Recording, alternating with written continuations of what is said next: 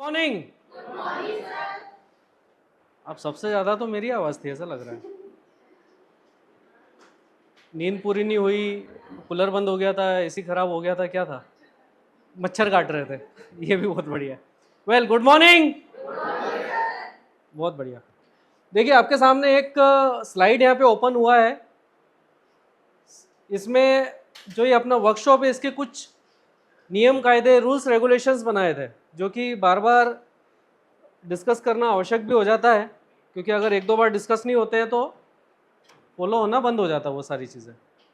तो क्या है, सबसे पहले तो 10:45 पे आप सभी लोग आ गए, उसके लिए आप सभी का बहुत बहुत धन्यवाद समय पे आने के लिए। दूसरा, 11 बजे एंट्री बंद हो जाएगी, 11 बज गई, गेट हो गया बंद, ठीक है। फ़ोन को साइलेंट मोड में रखें। सबने कर लिया क्या? सुनील जी यहाँ पे है, मतलब क्या होगा ना, बार बार दूसरे लोग डिस्टर्ब हो, वाइब्रेशन मोड पे भी होगा तो उसका फ़ोन जो है वो थोड़ा सा सीज हो जाएगा। वापस लेने के लिए, जैसे आजकल आचार संहिता चल रहा है, कैश ले जाते वक्त अगर कोई पकड़ा जाता है तो किधर से मिलता वो है ना, कोर्ट से मिलता है। कैसे मिलता है? एप्लीकेशन देनी पड़ती है, रीज़न बताना पड़ता है आपको भी कि क्यों साइलेंट करना आपने छोड़ दिया था, क्यों बज गया उस टाइम पे किसी का फ़ोन, है ना। कुछ देना चाहेगा ऐसा रीज़न? 2 बार चेक कर ले, फ़ोन वाइब्रेट मोड पे भी नहीं होना चाहिए, ठीक है। कोई भी डाउट्स वगैरह हो तो उसको हम लोग आखिरी में क्लियर करेंगे ही सही। डायरी पेन सभी के पास है? ऐसा कोई हो जिसके पास नहीं हो तो प्रोवाइड हो जाएगी यहाँ से, क्योंकि आप सब जानते हैं मैं थोड़ा बीच में घूमते भी रहता हूँ तो दिखना नहीं चाहिए बिना डायरी पेन के। अभी भी ला सकते हो, 2 मिनट का टाइम है, 2 मिनट बाद शुरू करेंगे अगर किसी को ऐसा लग रहा है तो, ठीक है। हाँ, ये मैंने देखा है, जब मैं सामने बैठ के सुनता हूँ तो किसी के कॉल आ जाते हैं, वहीं पे हैंड फ्री लगा के कस्टमर को एंटरटेन कर रहे हैं, भले आसपास वाले का ध्यान उसके ऊपर जा रहा है। हो सकता है उस टाइम पे किसी का रजिस्ट्री हो सकता है कुछ भी कारण हो। अगर बहुत ही ज़्यादा ज़रूरी है,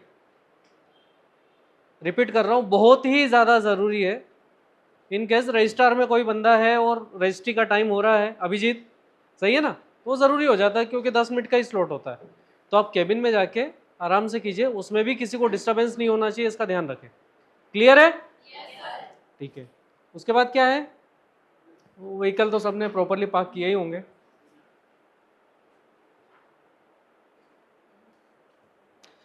आज की इस मीटिंग को शुरू करने के पहले आप सभी के एनर्जी जो है, जो मुझे चार्ज करे, वो मुझे दिखनी चाहिए। तो उसके लिए आप क्या कर सकते हैं? Thank you.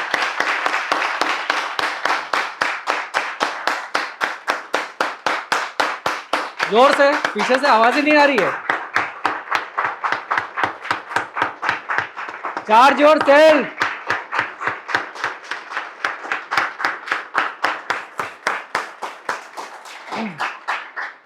Thank you. एक थेरेपी है, क्या पता है, अपनी जो सोते हुए जो भी सेंसेस है ना, वो जाग उठते हैं। जो भी सुबह सुबह अगर मंदिर जाते होंगे तो ताली बजाने का रिवाज इसीलिए, क्योंकि सोए हुए हैं तो जाग जाएं। खैर, नेहा ने जो अभी बताया कि ऐसा एक प्रोजेक्ट जो अगर देखा जाए तो बजट में फिट है और एम्यूनिटीज़ में सुपर हिट है, ऐसा कौन सा प्रोजेक्ट है अपना? ओरियन प्लैनेट, है ना। जिसको मैं जब इंट्रोड्यूस करता हूँ किसी कस्टमर के सामने तो यही कहता हूँ कि sir, it's Orion planet, the planet of amenities. ये हमारा प्रोजेक्ट ओरियन प्लैनेट है, द प्लैनेट ऑफ एम्यूनिटीज़, क्योंकि इतनी सारी एम्यूनिटीज़ एक स्टैंड अलोन प्रोजेक्ट में आज तक नहीं हुई है। आवाज़ आई मेरे पीछे तक? तो ओरियन प्लैनेट ऐसा कोई व्यक्ति जिसने अभी तक विजिट नहीं किया है? आपने नहीं किया, क्यों? आपको कितना टाइम हो गया यूनिवर्सल में? 1 मंथ में? तो ये तो काफ़ी नज़दीक है, 1 किलोमीटर पे। किन करना है? आपकी टीम लीडर कौन है? ज्योति मैम। विजिट इतने समय तक पेंडिंग नहीं रहनी चाहिए। ये आपको, जो भी नए मेंबर्स आप अपने साथ में ज्वाइन करते हैं, within a week company के सारे प्रोजेक्ट जो है 1 बाय 1 विजिट आप करवा दें। क्योंकि ये हो सकता है कि कोई कस्टमर उन्हें मिले, लेकिन जो प्लेनेट के लायक कस्टमर हो, लेकिन उन्होंने अभी तक देखा नहीं है, तो वो कैसे उन्हें अप्रोच करेंगे, सजेस्ट करेंगे उस प्रोजेक्ट को। ऐसे केस में जो है आपकी लीड्स खराब हो जाती है, वेस्ट हो जाती है। तो 1 हफ्ते के अंदर जो है सारे प्रोजेक्ट विजिट होना, उसकी पूरी जानकारी उन तक पहुंचना। मानी बात कि आप 100% दे देते हैं, लेकिन उन तक सारी चीज़ें उस तरीके से नहीं वो उसको ग्रेस्प कर पाते हैं एक बार में, लेकिन दिखाना तो एटलीस्ट बहुत ज़्यादा ज़रूरी है, राइट। और तो कोई नहीं है ना जिसने प्लेनेट अभी तक विजिट नहीं किया है। देखिए हमारा जो ओरियन प्लेनेट प्रोजेक्ट है, ये टोटल जो प्लॉट एरिया है इसका ये 26,000 स्क्वायर फीट पे है। ओरियन ग्रुप का 9th प्रोजेक्ट है ये ओरियन प्लेनेट। इसके पहले हम जो भी प्रोजेक्ट्स कंप्लीट कर चुके हैं, Orion Heights, Orion star, Orion Galaxy, Orion sky, है ना, ओरियन प्राइड, ये सारे प्रोजेक्ट्स के बाद में जो प्रोजेक्ट आया था हमारा कौन सा था, ओरियन प्लेनेट। इस प्रोजेक्ट का पूरा जो टोटल प्लॉट एरिया है वो 26,000 स्क्वायर फीट है। जिस तरीके से हमारे बाकी प्रोजेक्ट्स यूनिवर्सल इंफ्राटेक या ओरियन ग्रुप के अभी तक के जो भी प्रोजेक्ट्स आए हैं, वो सारे प्रोजेक्ट जो है किसी न किसी एक कॉलोनी का हिस्सा थे, राइट। जैसे कि शंखेश्वर सिटी के अंदर है, कोई कल्याण संपत ऑर्चिड के अंदर है, कोई दिव्य विहार में है, लेकिन ये पहला ऐसा प्रोजेक्ट है जो कि किसी कॉलोनी का पार्ट नहीं है, वो कॉलोनी से अलग है ना। तो इससे हम जब एड्रेस करते हैं किसी कस्टमर को, बताते हैं कि हम जो है ओरियन प्लेनेट के लिए बात कर रहे हैं, वो लोकेशन पूछते हैं, तो मुझे लगता है कि सब लोग अलग अलग जवाब देते होंगे कि आपका ये प्रोजेक्ट है कहाँ पे। कोई बताना चाहेगा, कोई क्या क्या बोलते हैं उसके बारे में? ज्योतिका, क्या लोकेशन बताते हैं उसकी, ओरियन प्लेनेट की?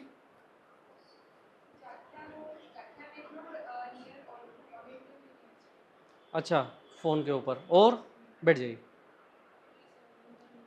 ओरिएंटल कॉलेज वाली रोड पे, दिव्य विहार के पास में, है ना, बीएसएफ के सामने, या उज्जैन रोड से 300 मीटर की दूरी पे, अरविंदो से 1 किलोमीटर के रेडियस में। ये सारे टर्म्स हम लोग यूज़ इसमें करते हैं, जो कि सारे ही सही है।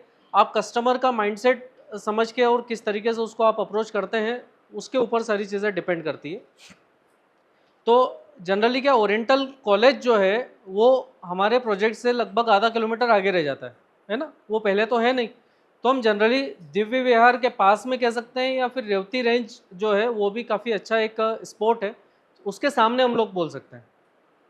तो ये मेन रोड के जस्ट पास में है। ये जो प्रोजेक्ट है हमारा ओरियन प्लेनेट, जो कि 26,000 स्क्वायर फीट पे है, ये टोटल कितने फ्लोर का प्रोजेक्ट है? 9 फ्लोर, जिसमें 2 फ्लोर पार्किंग है, ग्राउंड और फर्स्ट फ्लोर, और रेसिडेंशियल फ्लोर्स कितने हैं? टोटल 8 फ्लोर है रेसिडेंशियल के।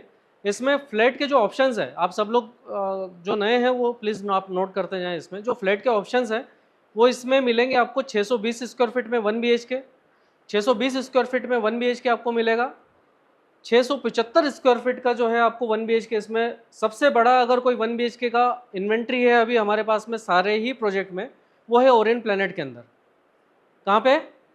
ओरियन प्लेनेट में 675 स्क्वायर फीट का। उसके बाद में 2 ऑप्शंस हमें मिलते हैं 2 BHK के अंदर। पहला है 887 स्क्वायर फीट, 887 स्क्वायर फीट, और दूसरा कौन सा है? 1025 स्क्वायर फीट का। अच्छा, किसी को पता है कि पहले इसके साइजेस अलग थे, अब अलग हैं? ऐसा क्यों हुआ होगा? हालांकि ये बात अब कस्टमर जो नए आएंगे उनको ना तो उनको इससे कुछ मतलब है, लेकिन आपके नॉलेज में होना चाहिए। जनरली जो भी हमारे प्रोजेक्ट्स होते हैं जो रेगुलर साइज पे बनते हैं, या एक ही जैसे फ्लोर ऑप्शंस जिसमें होते हैं, जैसे कि ओरियन गैलेक्सी, ओरियन स्काई, या फिर हमारा ओरियन ग्रैंड, ओरियन प्राइड, ये सारे जो प्रोजेक्ट्स हैं, वो सारे जो प्रोजेक्ट है वो सब मतलब एक ही जैसे सुपर बिल्टअप प्लान और एक ही जैसे जो है लोडिंग एरिया में चलते हैं। सबसे पहले दिन रविराज सर ने जो ट्रेनिंग प्रोग्राम लिया था उसमें कवर हुआ था सुपर बिल्टअप एरिया ये सब हुआ था, याद है सभी को? क्या होता है सुपर बिल्टअप एरिया और बिल्टअप एरिया? कोई तो बता दीजिए। नंद किशोर।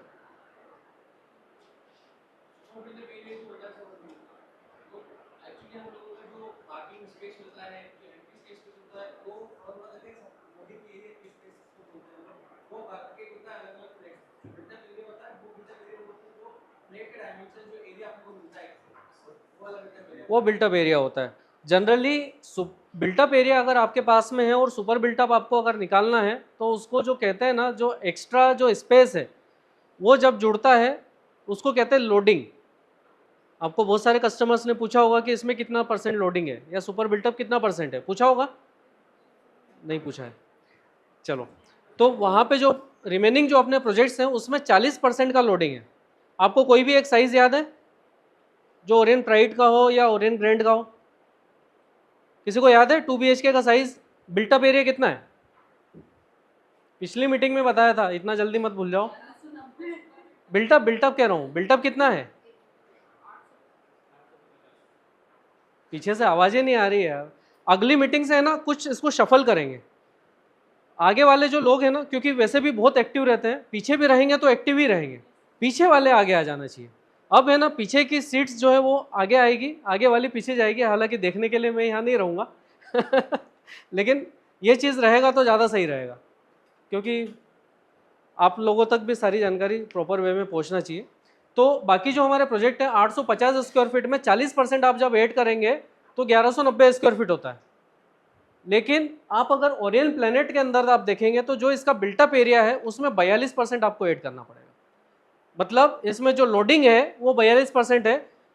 वो कई कस्टमर जिसको बहुत डेप्थ नॉलेज है ना, वो आपसे पूछ सकता है कि यार इसमें इतना ज़्यादा लोडिंग क्यों है? तो आप ये कह सकते हैं कि इसमें ओपन स्पेस ज़्यादा छोड़ा है, 2 फ्लोर का पार्किंग है, एमिनिटीज़ के लिए इसमें स्पेस छोड़ा हुआ है, इस वजह से जो है इसमें लोडिंग ज़्यादा है। ठीक है, कितना है? 2% से ज़्यादा है इसमें, बाकी जगह 40% होता है, इसमें 42% है। ये आपके सामने एक डिटेल्स यहाँ पे ओपन हुई है कि कौन सा फ्लैट का साइज क्या है। ये है सुपर बिल्टअप एरिया, जिसका बिल्टअप एरिया 620 स्क्वायर फीट का 437 स्क्वायर फीट है। ये आपको याद होना चाहिए कि ये वाला जो साइज है, ये जो कॉन्फ़िगरेशन है, एक फ्लोर पे एक ही फ्लैट है 620 स्क्वायर फीट का। कुल मिला के जो फ्लैट के ऑप्शंस यहाँ पे मिलेंगे सिर्फ 8 फ्लैट है 620 स्क्वायर फीट में, जो सबसे कम साइज का 1 BHK यूनिट है। टोटल फ्लैट जो है 8 है, 28,71,000 इसका प्राइस है इस फ्लैट का। दूसरा जो 1 BHK 675 स्क्वायर फीट का है, 475 स्क्वायर फीट इसका बिल्टअप एरिया है। एक फ्लोर पे 6 फ्लैट्स हैं, 3 फ्लैट जो है ईस्ट फेसिंग है, 3 फ्लैट जो है वो वेस्ट फेसिंग है। तो टोटल एक फ्लोर पे 6 फ्लैट है, 48 यूनिट 48 यूनिट्स टोटल इसकी होती है, जो कि ओरियन प्लेनेट के अंदर 675 स्क्वायर फीट के हैं। 31,21,000 रुपये इसका टोटल प्राइस है। 887 स्क्वायर फीट जो फ्लैट है वो 634 स्क्वायर फीट उसका बिल्टअप एरिया आता है। अगर कोई करना चाहे ना तो ये देख सकता है यहाँ पे 437 में 42% आप जब ऐड करेंगे तो 620 स्क्वायर फीट आए, है ना। 2 यूनिट जो है एक फ्लोर के ऊपर है, टोटल 16 फ्लैट्स हैं, 41,21,000 रुपये जो इसका प्राइस है। 1025 स्क्वायर फीट का बिल्टअप एरिया 722 स्क्वायर फीट है, और एक फ्लोर पे सिर्फ 4 ही फ्लैट है, जो कि आगे की तरफ है, सामने की तरफ है, जिसको हम कहते हैं कि फ्रंट में, है ना। टोटल 32 फ्लैट है। इस तरीके से सभी का टोटल लगाते हैं तो 104 यूनिट्स जो है आपको यहाँ पे मिलती है। 104 यूनिट्स का ये पूरा फ्लैट अपना ये प्रोजेक्ट है। ये है हमारा प्रोजेक्ट ओरियन प्लेनेट, जिसमें इस टाइप से इसका फ्रंट एलिवेशन जो कि बन भी रहा है और दिख भी रहा है, ये इसका साइड एलिवेशन है। जनरली ये पूछा जाता है कि 8 फ्लोर का इसमें परमिशन कैसे मिल गया, जो कि बाकी जो फ्लैट्स हैं यहाँ पे, जो भी बाकी के प्रोजेक्ट हैं, वो सारे कितने फ्लोर के यहाँ पे हैं? 6 फ्लोर के। तो जब इसका TNCP होके आया तब जाके ये समझ में आया कि इस बिल्डिंग के साइड से भी एक रोड है। मतलब अगर आप इसको देखेंगे ना तो एक तो सामने की तरफ जो है इसका 60 फीट रोड है, एक यहाँ से साइड में भी रोड है। आप अगर देखो, किसी ने दिव्य विहार कॉलोनी में जाके देखा होगा तो जो पीछे के 3 प्लॉट है उसके ऊपर कोई बिल्डिंग नहीं बना हुआ है। वो इसीलिए है क्योंकि वहाँ पे जो है रोड कोई निकलना है, इस वजह से उस एरिया को जो है खाली छोड़ा हुआ है, और वही रोड इधर आगे से कंटिन्यू जा रहा है। अब उसका प्लान अभी तक फाइनल सामने की तरफ नहीं आया है, लेकिन जब इसका TNCP होके आया तो यहाँ पे साइड में रोड दिखा, प्लस 26,000 स्क्वायर फीट का प्लॉट एरिया है, जिस वजह से यहाँ पे 8 फ्लोर का बिल्डिंग परमिशन, टोटल 9 फ्लोर का यहाँ पे मिला है। क्लियर है? ये इसका फ्लोर प्लान। इसमें ब्लर क्यों आता है बार बार? ये इसमें सामने की तरफ जो है ये 60 फीट का रोड आ जाता है यहाँ पे फ्रंट फेसिंग में।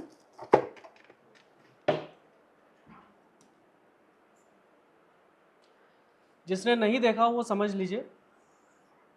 ये वाला जो रोड है ये फ्रंट रोड हो गया, जो कि 60 फीट यानी कि 18 मीटर का रोड ये प्रस्तावित है। यहाँ पे आ गया आपका दिव्य विहार कॉलोनी, जस्ट साइड में ही लगा हुआ है दिव्य विहार कॉलोनी। और यहाँ से एक रोड जो है प्रपोज्ड है इस चीज़ के लिए, और आगे ये रोड जाके मिलता है जाख्या में। तो हमारा ये प्रोजेक्ट कौन से गांव में लगता है? तो वो है जाख्या विलेज। है ना, जाख्या में। जैसा कि पहले जो हमारा एक प्रोजेक्ट है ओरियन ग्रैंड, जिसके बारे में हमने बात किया था, तो वो बोरासला में था। क्राउन और जो प्लेनेट है ये दोनों जाख्या में लगते हैं, जाख्या विलेज के अंदर आता है। यहाँ पे ये सामने के 4 जो यूनिट्स हैं, ये सभी यूनिट्स जो है 1025 स्क्वायर फीट के हैं, ये वाले, जिसमें हर एक फ्लैट आपको मिलता है यहाँ पे कॉर्नर एलिवेशन के साथ में। कोई भी फ्लैट आप देखेंगे तो एक यूएसपी ये हो गया कि हमारे हर फ्लैट जो है यहाँ पे कॉर्नर होते हैं। कोई भी आप देख ले तो कम से कम 2 वॉल्स जो है आपको ओपन यहाँ पे दिखेगी, ठीक है। जैसे ये वाला हो गया इधर, ये 1 BHK में, इधर की तरफ ये ओपन है इस तरीके से। और ये यूनिट सबसे स्पेशल है जो कि 620 स्क्वायर फीट का है। क्यों है? क्योंकि सारे जो वॉल्स हैं ना इसकी, किसी के भी साथ में शेयरिंग में नहीं है, पूरा फ्लैट यहाँ पे इंडिविजुअल है। ये वाला आपका कॉर्नर हो गया, इधर ये कॉर्नर। तो समझ में आ रहा है, यहाँ पे प्रोजेक्ट में हर एक फ्लैट जो है आपका कॉर्नर में बना हुआ है, कॉर्नर फ्लैट है। बीच में हमने यहाँ पे एक OTS काफ़ी बड़ा सा दिया हुआ है, जिसकी वजह से लाइट और एयर का जो वेंटिलेशन है पूरी बिल्डिंग के अंदर काफ़ी प्रॉपर इसमें बना हुआ रहेगा। जो ये 2 फ्लैट है, एक ये वाला है और सामने ये वाला फ्लैट है, ये दोनों के बीच का डिस्टेंस कितना है? यूँ तो ये वाला जो लॉबी है इसको हम कहते हैं पैसेज, ये तो 7 फीट का है, लेकिन ये दोनों के बीच का स्पेस कितना होगा? 28, 28.5, 26। श्याम है ना, 28.5 फीट का है ये। 28.5 फीट का 2 फ्लैट के बीच में गैप यहाँ पे दिया हुआ है। अच्छा, इसको ये नहीं कहना है कि 28.5 फीट का पैसेज है। समझ में आ रहा है मैं क्या बोल रहा हूँ? पैसेज तो हमारा कितना है? 7 फीट का, लेकिन 2 फ्लैट के बीच में जो गैप है जिसकी वजह से ग्रैंड को काफ़ी अच्छा एप्रिसिएशन मिलता है, तो वही चीज़ यहाँ पे है। यहाँ पे 28.5 फीट का है, ठीक है। तो ये 28.5 फीट का 2 फ्लैट के बीच में गैप है, और इधर तो काफ़ी ज़्यादा हो जाता है। क्लियर है? ये इसके डायग्राम्स हैं, किस तरीके से फ्लैट जो है हमारे दिखेंगे। 620 स्क्वायर फीट का यूनिट है ये। इसमें अगर आप ध्यान देना तो इसका जो लिविंग एरिया है ये काफ़ी अच्छा है, जो कि मतलब 1 BHK में थोड़ा बहुत ही छोटा रहता है 675 स्क्वायर फीट के मुकाबले। वो है लगभग 19 फीट का, यहाँ पे आपको मिलता है 16 फीट का। तो 16 बाय 9.5 का यहाँ पे आपको हॉल मिल रहा है। किचन का जो साइज़ है अगर आप देखें तो 2 BHK में भी इतना लंबा प्लेटफॉर्म नहीं मिलेगा आपको 6 बाई 11 का। ये इस फ्लैट का USP है। जब भी आप जाएँ तो किचन में ज़रूर आप दिखाएं, फैमिली के साथ में आए हैं तो जो लेडीज़ हैं उसको ये ज़रूर आप समझाएं कि ये 2 BHK के अंदर भी ये 11 फीट का प्लेटफॉर्म आपको किचन के अंदर नहीं मिलेगा। इधर गए, ये बालकनी आ गया, और बालकनी जो है बेडरूम से भी अटैच्ड है, और ये बेडरूम आपका 11.5 बाय 9.5 का यहाँ पे अपने को मिल रहा है। हर फ्लैट के अंदर कुछ खास है, बस उसको आपको पकड़ना है और उसको पिच करना है। ये 675 स्क्वायर फीट का यूनिट मैंने आपको जो बताया था कि उससे थोड़ा सा ही छोटा है। ये लगभग आपका 19 बाय 9 का यहाँ पे आपको हॉल मिल जाता है 1 BHK का। इसके ठीक सामने यहाँ पे बालकनी, इधर आपका किचन, टॉयलेट, और बेडरूम 12.5 बाय 10 का।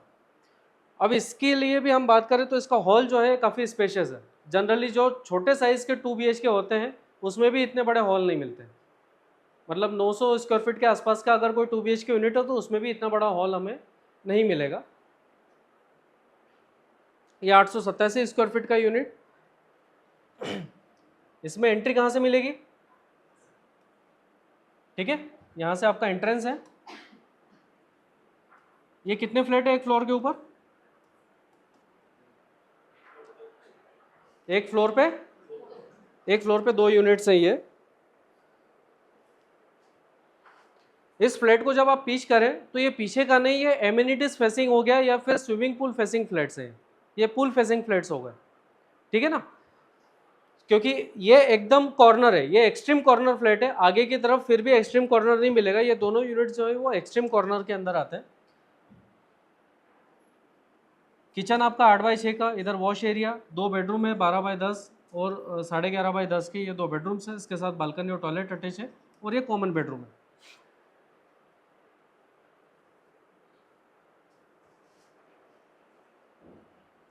ये 1025 स्क्वायर फीट। कोई बताएगा इस डायग्राम के अंदर या इस फ्लैट की प्लानिंग में क्या ऐसी चीज़ है जो आप कस्टमर को पिच करो और उसके माइंड में जो है क्लिक करे कि अंतर जी? इसमें ऐसा क्या आप ऐसी चीज़ 1025 स्क्वायर फीट में बताएंगे कि जो कस्टमर को क्लिक, ये बालकनी 14 बाय 4.5 की बालकनी है। अच्छा, मास्टर बेडरूम साइज बड़ा है ये वाला, है ना? बैठ जाइए, दोनों के लिए जोरदार तालियां। इससे ये भी होगा कि जो सो गए वो भी जाग जाएंगे थोड़ा, है ना? अभी आप देखो, कोई भी यूनिट आप हमारा ले लो, किसी भी प्रोजेक्ट का आप ले लो, 1000 स्क्वायर फीट के साइज में 14 फीट का मास्टर बेडरूम आपको कहीं नहीं मिलेगा। 14 फीट का अगर आपको लंबाई वाला बेडरूम आपको चाहिए तो 1200 या 1200 से प्लस के साइज़ में आप जाएंगे, तब जाके इतने स्पेशियस आपको बेडरूम्स यहाँ पे मिलेंगे। ये चीज़ काफ़ी क्लिक करता है, आप लोग भी गए होंगे, जो हमारा डेमो यूनिट बना हुआ है ये काफ़ी स्पेशियस लगता है ये वाला यूनिट। तो यहाँ पे एक तो ये हो गया बेडरूम, दूसरा हो गया इसका बालकनी। बालकनी भी जो है क्योंकि दोनों बेडरूम के साथ में शेयरिंग में है, तो इस वजह से स्पेस काफ़ी अच्छा दिखता है। तो यहाँ पे ज़्यादा से ज़्यादा कस्टमर का टाइम स्पेंड आप करवाएं, क्योंकि यही ये चीज़ें हैं इस पर्टिकुलर यूनिट की यूएसपी, जो कि आप उसके माइंड में क्लिक करवा सकते हैं। ये स्विमिंग पूल है। अच्छा, अब है ना, देखिए जहाँ पे एम्यूनिटीज़ ज़्यादा होती है ना, तो हम भूल जाते हैं, हो सकता है कुछ बता दिया, कुछ रह गया बताना, होता है ना? कई बार कस्टमर चले जाता है, अरे ये तो मैंने बताना ही, ये तो मैं भूल गया। तो ये भूलना किस तरीके से बंद हो सकता है, उसका एक ट्रिक है जो कि मैं यूज़ करता हूँ हमेशा, और वो मैं आज आपको बताने वाला हूँ। इन चीज़ों को आप सेपरेट कर लें। ग्राउंड फ्लोर की एम्यूनिटीज़ जो है उसको आप सेपरेट कर लें, फर्स्ट फ्लोर की एम्यूनिटीज़ को आप सेपरेट कर लें। बिल्डिंग के बाहर जब आप विजिट करा रहे हैं तो उस टाइम पे किन चीज़ों को आपको डिस्कस करना है उसको आप निश्चित कर लें। जब आप फर्स्ट फ्लोर पे जाएंगे तो पीछे की तरफ से आपको क्या चीज़ें दिखाना है, समझाना है, उसको आप फिक्स कर लें। तो जब हम बिल्डिंग के बाहर, जब आप साइट विजिट के लिए जा रहे हैं बिल्डिंग के बाहर, तो हम किन किन चीज़ों के बारे में डिस्कस कर सकते हैं, वो सबसे ज़्यादा ज़रूरी है। क्योंकि वहाँ पे रह के स्विमिंग पूल की बात करना, फ्लैट के साइज़ की बात करना, इसका कोई मतलब नहीं है ना? रहेगा क्या? जब आप इस तरीके से डिटेल बिना सीक्वेंस के बताएंगे ना, तो खिचड़ी जाती है कस्टमर के माइंड में। हमें जबकि उसको एकदम क्लियर कट माइंडसेट देना है कि किस तरीके से हमें चीज़ों को प्रेजेंट करना है। तो जब आप ग्राउंड फ्लोर पे बिल्डिंग के सामने खड़े हो, तो आप क्या डिस्कस कर सकते हैं उस टाइम पे? एलिवेशन। सबसे पहले एलिवेशन आप डिस्कस कर सकते हैं कि इस टाइप का एलिवेशन बनेगा, और ये जो बन रहा है, एग्जीक्यूट हो रहा है, ये सेम ऐसा ही हो रहा है जैसा हमने प्लान किया था, सबसे पहला। दूसरा, आप बिल्डिंग के सामने है तो रोड है, तो रोड की आप बात कर सकते हैं कि ये जो फ्रंट फेसिंग रोड है ये 60 फीट का है, सामने दिव्य विहार कॉलोनी है, और आगे जाके ओरिएंटल यूनिवर्सिटी आती है।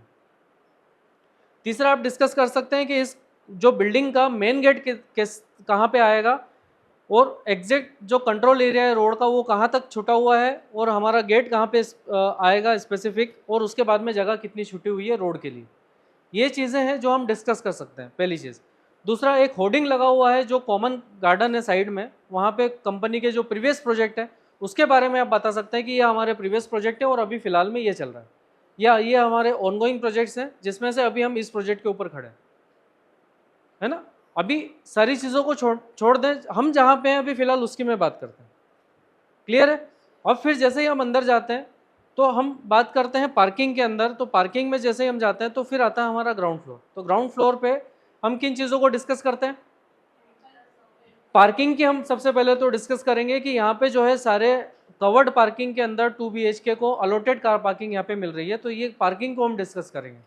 फिर उसके बाद में एक सेपरेट कॉरिडोर मिल रहा है एंट्रेंस के लिए, जो कि सीधे लॉबी में जाके ओपन होगा, तो उस कॉरिडोर को आप डिस्कस कर सकते हैं कि नो पार्किंग जोन है, ये सिर्फ आपके वॉकिंग के लिए जगह है कि आप इंटर कर सकें।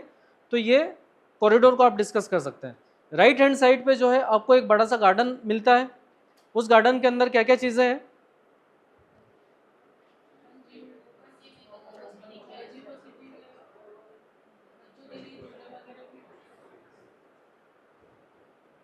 ये क्या, इधर से आवाज़ नहीं आई थोड़ी? ओपन जिम है, और जॉगिंग ट्रैक है, और हाँ, किड्स प्ले एरिया है, ओपन जिम है, वॉकिंग ट्रैक है। ये 3 चीज़ें जो है साइड में है, और लैंडस्केप गार्डन, क्योंकि गार्डन के अंदर है वो सारी चीज़ें।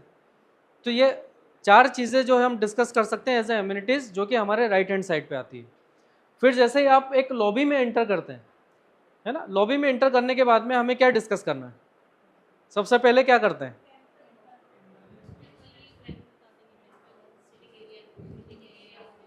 टेम्पल है, सिटिंग एरिया है, और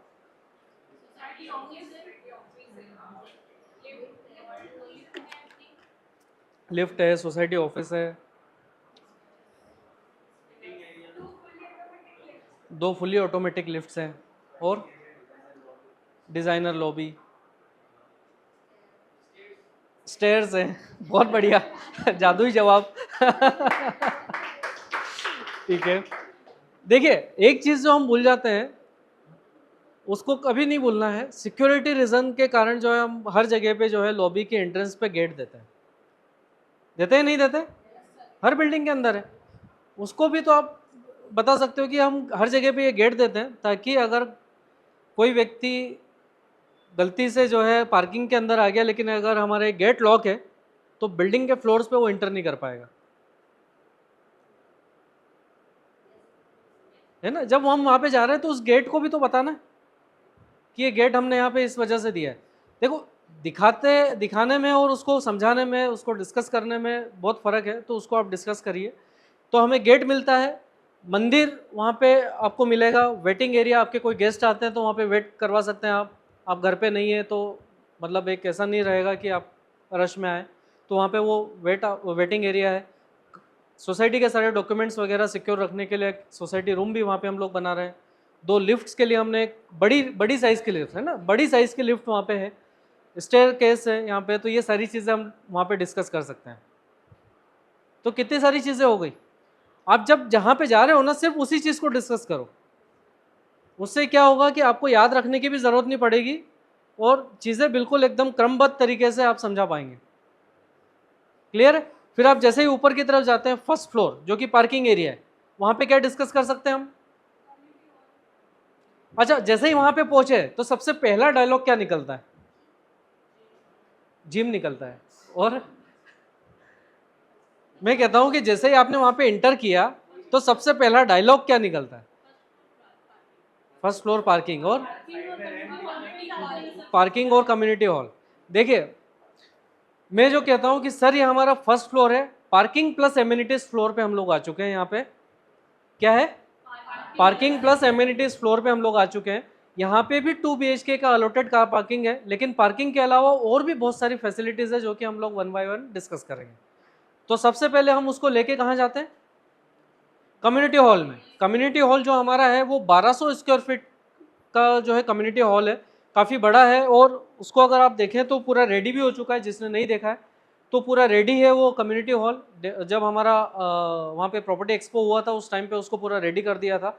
उसी के साथ में एक किचन जो है अटैच किया हुआ है सर्विंग प्लेटफॉर्म के साथ में। तो आप अगर कोई फंक्शन यहाँ पे करते हैं और कैटरिंग वगैरह के लिए भी जो है चीज़ें यहाँ पे है व्यवस्था उस चीज़ का। उसके बाद में आप साइड के एम्यूनिटीज़ पे आप लेके जाएं तो साइड में क्या क्या है? कवर्ड जिम है। ओपन जिम तो नीचे की तरफ है। आप उसको ये कह सकते हैं कि जो बच्चे हैं या फिर जो उम्र दराज लोग हैं उनको भी अगर कुछ एक्सरसाइज करनी हो तो उनके लिए तो नीचे है।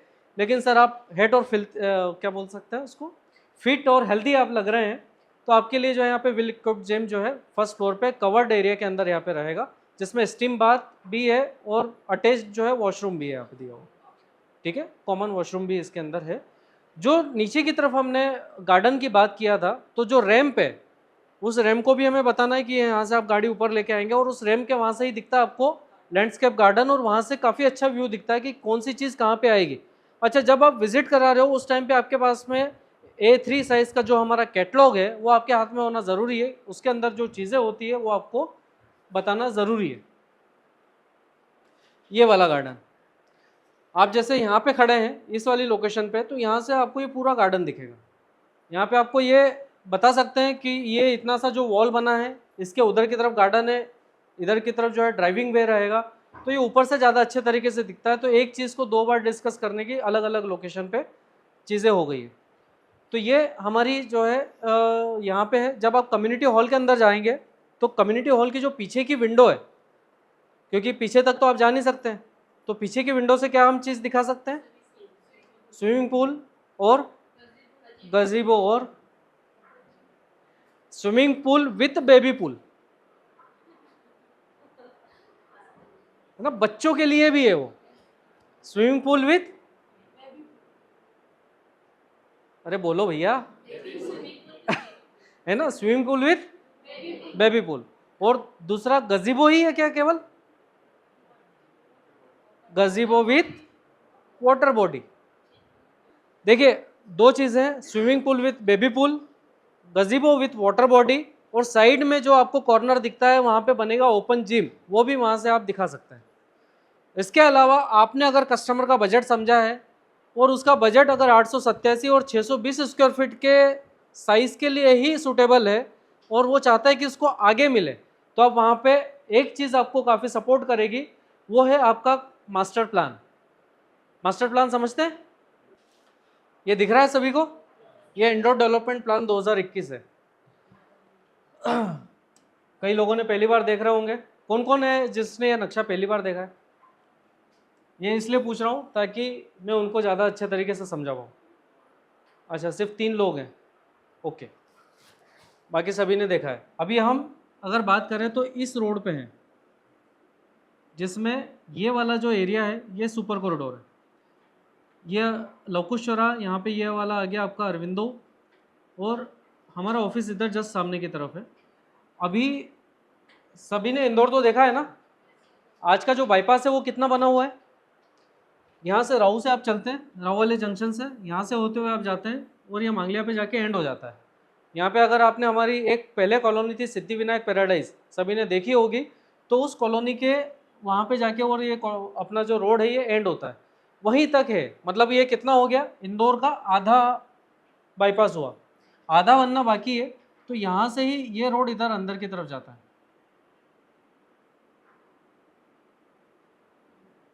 जो अभी बना नहीं है लेकिन बनना बाकी है। समझ पा रहे हैं मैं क्या कह रहा हूँ? ये रोड अभी बनना बाकी है। रेवती ये वाला है, रेवती तो समझते हैं ना, जो अपने ठीक सामने एक पहाड़ी एरिया है, पहाड़ी ये जो है उसके ठीक नीचे की तरफ एक कॉलोनी है। कौन सी कॉलोनी होगी वो? संस्कृति स्मार्ट सिटी, है ना, संस्कृति स्मार्ट सिटी। ये मैं आपको रेफरेंस के लिए बता रहा हूँ। उस कॉलोनी के पीछे से ये रोड जा रहा है, ये वाला, ये 75 मीटर का रोड है, 250 फीट का, और यही होते हुए यहाँ से जा रहा है। और हमारा जो ओरियंट प्लेनेट है वो इसी लोकेशन पे। तो आने वाले 5-7 साल के बाद में जो ये फ्लैट आपको पीछे के लग रहे हैं ना, ये बाईपास फेसिंग हो जाने। ये मास्टर प्लान अगर आपके हाथ में है उस टाइम पे, आप उसको इस तरीके से बता सकते हैं कि जब आप उस एरिया पे हैं, यानी कि कहाँ पे हैं अभी अपन, ये कहाँ पे रह के हम बात कर रहे हैं, ओरियंट प्लेनेट में कौन सी जगह पे रह के बात कर रहे हैं? ये रेवती पे हुआ, कम्युनिटी हॉल में है ना अभी हम। अब बोलो मत। कहाँ चले गए? अभी तो मैंने आपको बोला था कि अभी हम कम्युनिटी हॉल के अंदर है, पीछे वाली खिड़की पे खड़े रह के बात कर रहे हैं, ठीक है। तो ये कम्युनिटी हॉल के अंदर रह के जब आप बात करेंगे तो ओरियन प्लेनेट के पीछे जो है आपको एक ही जैसी जो एरिया है ना, वो दूर दूर तक खाली नजर आएगी। ध्यान दिया है किसी ने? कुछ भी नहीं है, पूरा खेत यहाँ से लेके वहां तक पूरा एक जैसा ही आखिर तक आपको खाली दिखेगा। वो क्यों है? क्योंकि वो इस रोड के प्लानिंग के अंडर में आता है। तो ये पीछे फ्लैट नहीं हो गए, उस समय के बाद में ये फ्रंट के हो जाएंगे, ये पीछे के हो जाने, बोथ साइड रोड हो गए। क्लियर हुआ? कुछ लोगों को हुआ है, बाकी ये देखिए, ये वाला जो एरिया है ना, ये स्विमिंग पूल है, ये है बेबी पूल इधर, और इसके ठीक पीछे वाटर बॉडी है गजीबो के साथ में। ये है कम्युनिटी हॉल का डिजाइन, इस तरीके से कम्युनिटी हॉल पूरा बनेगा। ये कवर्ड जिम आ गया हमारा। इसके साथ में इधर की तरफ जो है ये आपका क्या है, स्टीम बाथ। इधर की तरफ जो है आपका चेंजिंग रूम, और ये वाला जो है आपका वॉशरूम, ठीक है, शावर रूम जिसको हम कह सकते हैं, वो इधर की तरफ है।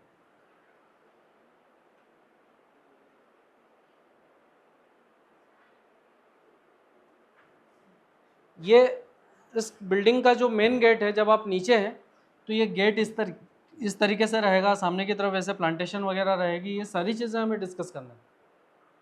मतलब ये गेट का फोटो, इसको पीडीएफ में एक काम करना, इसको ऊपर की तरफ कर देना, क्योंकि जब स्टार्टिंग कर देना तो वो गेट से होनी चाहिए, वो ज़्यादा सही है। ये नीचे की तरफ आ गया, फिर ये बाद में ओपन होता है, तो ये ऊपर रहे तो ज़्यादा अच्छा है ना। तो ये गेट ऊपर रहेगा तो उस टाइम पे ये डिस्कस भी हो जाएगी। तो ये गेट आ गया, यहाँ पे जो है सिक्योरिटी कैबिन वॉचमैन का आ गया। बाहर की तरफ इस टाइप से जो है यहाँ पे प्लांटर्स वगैरह और गार्डन रहेगा, तो बिल्डिंग का लुक काफ़ी अच्छा आएगा यहाँ से। और बहुत शानदार ये प्रोजेक्ट अपना दिखने वाला है पूरा कंप्लीट होने के बाद में। ये मंदिर है जो हमारा ग्राउंड फ्लोर पे लॉबी में बनेगा। एम्यूनिटीज़ में सिक्योरिटी गार्ड, 2 ऑटोमेटिक लिफ्ट्स इसमें रहेगी। और एक और चीज़ है जो कि काफ़ी रेयर है एम्यूनिटीज़ के मामले में, जो यहाँ पे है दी हुई, क्या है वो? Solar panels. सोलर पैनल्स यहाँ पे कॉमन इलेक्ट्रिसिटी के लिए है, क्योंकि उस फ्लोर तक तो हम जा नहीं पाएंगे, तो ऐसा नहीं हो कि उसको डिस्कस करना ही हम भूल जाएं, है ना।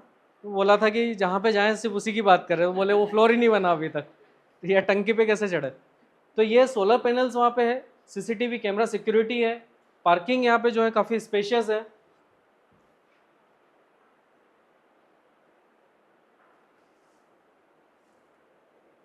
ये कौन से पेज पे आ गए हम लोग अभी? स्पेसिफिकेशन।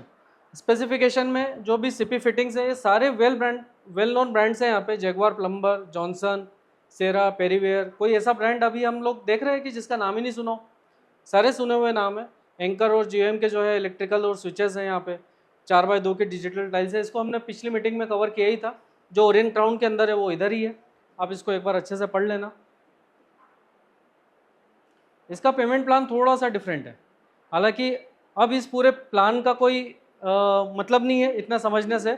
आप एक चीज़ समझ लीजिए, आज अगर कोई पूछता है कि प्रोजेक्ट में आपकी पेमेंट कंडीशन क्या है या आप किस तरीके से पेमेंट लेंगे, तो आज हमारा जो प्रोजेक्ट है वो 90% कंप्लीट हो चुका है। कितना?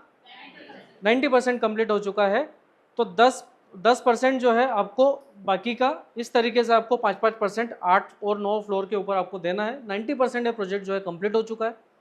तो आपको 90%, अगर व्यक्ति लोन पे नहीं जा रहा है तो विद इन अ मंथ उसको कंप्लीट करना है, और अगर लोन पे जा रहे हैं तो उनका जो पार्ट है लोन के अलावा वो तो 100% अभी लेना है, और बैंक जो डिस्बर्स करेगी वो 90% करवाना है। क्लियर हुआ नहीं हुआ?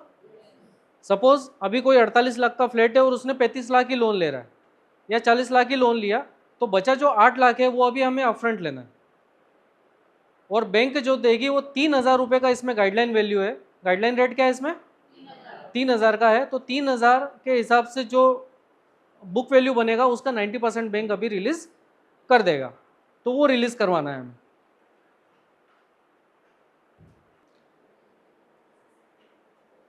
अच्छा, किसे किसे लगता है कि फ्लैट का साइज, मतलब जो रेट है फ्लैट का, आपके पास में जो कस्टमर है और जो हमारा रेट है उसके बीच में काफ़ी डिफरेंस है, और अगर इसमें 2-3 लाख रुपए कम हो जाते तो मज़ा आ जाता और बहुत सारी डील हम कर लेते।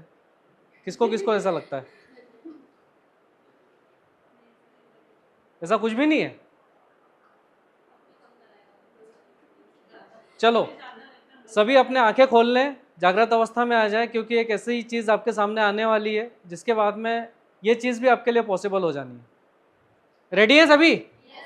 हेलो, बहुत बढ़िया। तो ये स्लाइड आपके लिए फिर EWS LIG के भी इसके अंदर ऑप्शंस हैं, क्योंकि ये बिल्डिंग जो है किसी कॉलोनी का हिस्सा नहीं है, एक सेपरेट लैंड के ऊपर ये बन रहा है।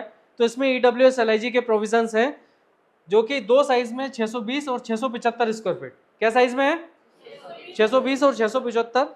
इसमें 6th 7th और 8th फ्लोर पे जो है ये फ्लैट्स के ऑप्शन रहेंगे। टोटल इसमें जो है सिर्फ 6 फ्लैट है EWS LIG में।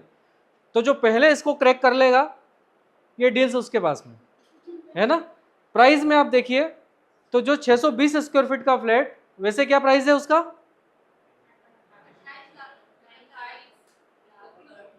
28,71,000। अब कितना हो गया?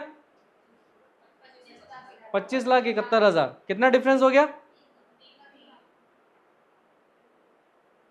क्या वेदांशु, नींद आ रही है?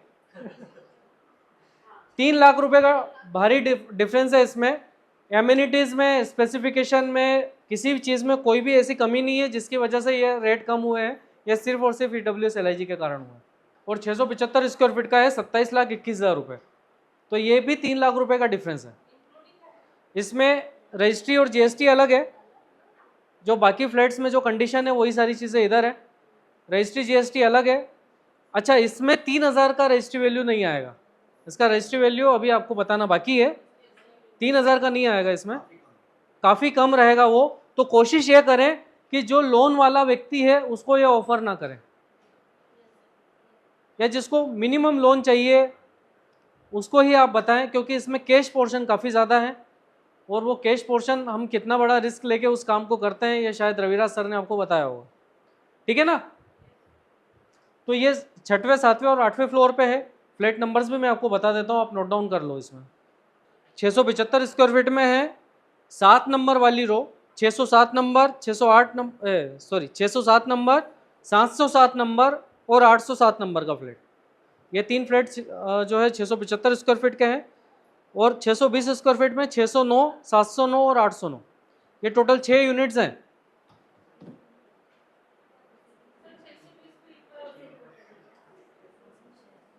कौन से वाले, कोई भी नहीं लिखा। 620 में है 609, 709 और 809।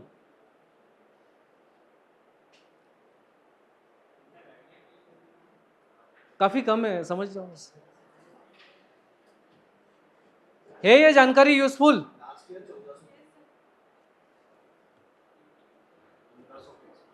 ये कंप्लीट डिटेल्स हैं जो आपके पास में होनी ज़रूरी है, आप इस चीज़ को लिख लें।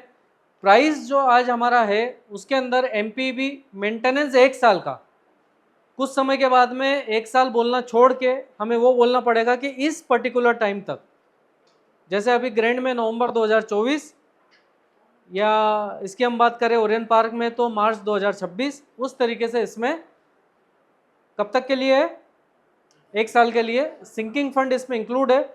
सिंकिंग फंड अगर किसी को पता नहीं हो तो सिंकिंग फंड वो फंड होता है जो कि हर एक फ्लैट ओनर से लेके एक पर्टिकुलर जब सोसाइटी का अकाउंट बनता है उसमें जमा होता है। जब बिल्डिंग में कोई बड़ा काम करवाना होता है तो सोसाइटी उस फंड से जो है अपना पैसा विड्रॉ कर सकती है, पहली चीज़।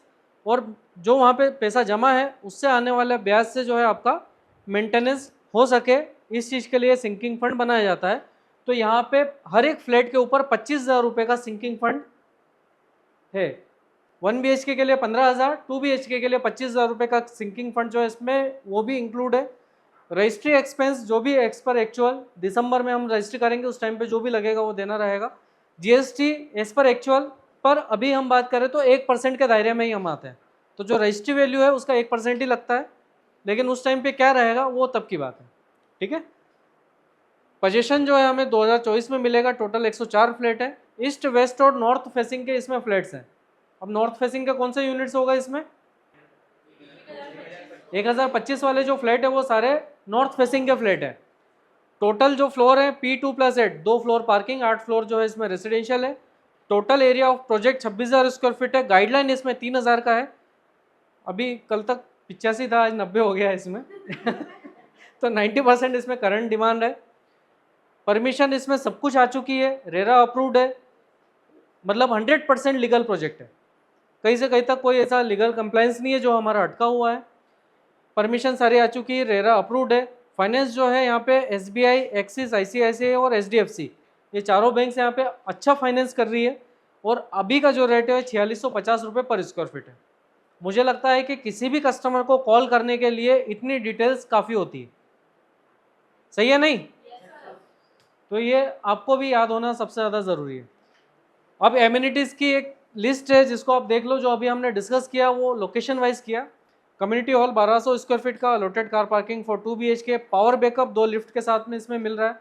पावर DG बैकअप, क्या है ये? DG बैकअप है, DG बोले तो डीजल जनरेटेड है ना, तो DG बैकअप है। Main gate security, CCTV camera, landscape garden, kids play area, open gym, gazebo with water body, swimming pool with kids pool, steam bath, covered gym, temple, solar panel for common electricity, rooftop sit out है इसमें। छत भी जो है यहाँ पे खाली नहीं रहेगी, उसके ऊपर भी गजीबो और एम्यूनिटीज एरिया वहाँ पे डेवलप होगा, सिट आउट एरिया जिसको हम कह सकते हैं। टफन ग्लास इसमें रहेगा बालकनी के अंदर, और माई गेट सिक्योरिटी और मेंटेनेंस सिस्टम जो है इंस्टॉल होगा। अभी जो ओरियन ग्रैंड है उसमें निबीएम है, ओरियन ग्रैंड जो है ना उसमें माई गेट नहीं है, उसमें निबीएम है। यहाँ पे अब क्योंकि निबीएम ने नए सब्सक्रिप्शन लेना बंद कर दिए हैं तो यहाँ पे माई गेट आ सकता है। ठीक है, माई गेट बोलने में भी आसान है। नियरेस्ट लोकेशन के आसपास में क्या चीज़ें हैं तो यूएसपी की अगर हम बात करें तो nearest to proposed Indore outer ring road, ठीक है, 60 फीट रोड से लगी हुई है बिल्डिंग है, एजुकेशन इंस्टीट्यूट सब कुछ आसपास में है। उज्जैन रोड की हम बात करें तो ये सिर्फ आईटी हब में ही नहीं आता है, ये एजुकेशन हब में भी आता है, इंजीनियरिंग हब में भी आता है। आप अरविंदो के पीछे कभी किसी ने ब्रिज क्रॉस किया हो और ध्यान दिया हो तो अरविंदो के पीछे बहुत सारी ऐसी कंपनीज है, विजय श्री है, अप्सरा है, और भी कई सारी इंजीनियरिंग कंपनीज है वहाँ पे। तो एक इंजीनियरिंग हब भी है ये, इंडस्ट्रियल हब भी है, well connected to Indore 4 lane, Indore Ujjain 4 lane touch. Distance की लैंडमार्क से हम बात करें तो airport 9 kilometre, Rajwada 9 kilometre, Vijaynagar 8 kilometre है। मेट्रो स्टेशन जो नियरेस्ट यहाँ पे रहेगा, अरविंदो के पास में जो पेट्रोल पंप है वहाँ पे सेकेंड फेज का जो रहेगा वो मेट्रो स्टेशन रहेगा, तो वो 1 किलोमीटर पे है। आईएसबीटी 3 किलोमीटर पे है, और कमर्शियल प्रीमाइसेस जो हम बात करें तो आधा किलोमीटर से शुरू हो जाता है। अब एजुकेशन इंस्टीट्यूट्स हमारे कौन कौन से हैं और कितने नज़दीक में है, तो अरविंदो हॉस्पिटल जो कि सिर्फ हॉस्पिटल नहीं कॉलेज भी है ना, मैनेजमेंट वगैरह कॉलेज भी है, तो 500 metre. Vaishnav Vidyapeeth 1.5 kilometre, Renaissance 2 kilometre, Prestige 3 kilometre पे है, ओरिएंटल यूनिवर्सिटी आधा किलोमीटर है, और मालवा इंस्टीट्यूट 2 किलोमीटर पे है। ये सारे नियर बाय इंस्टीट्यूशंस हैं। तो अभी ओरियन प्लेनेट से रिलेटेड अगर और कुछ क्वेश्चंस हैं तो आप पूछ सकते हैं, उसके बाद में हम एक 5 मिनट के ब्रेक के लिए जाएंगे और फिर महेश जी जो है इस मीटिंग को आगे कंटिन्यू करेंगे। कुछ क्वेश्चंस बोलिए। ये 8 पैसेंजर की रहेगी मिनिमम, बाकी जगह अपने 6 की रहती है, 5 या 6 की, इसमें 8 की रहेगी, 6 बाई 6 की है, 8 पैसेंजर।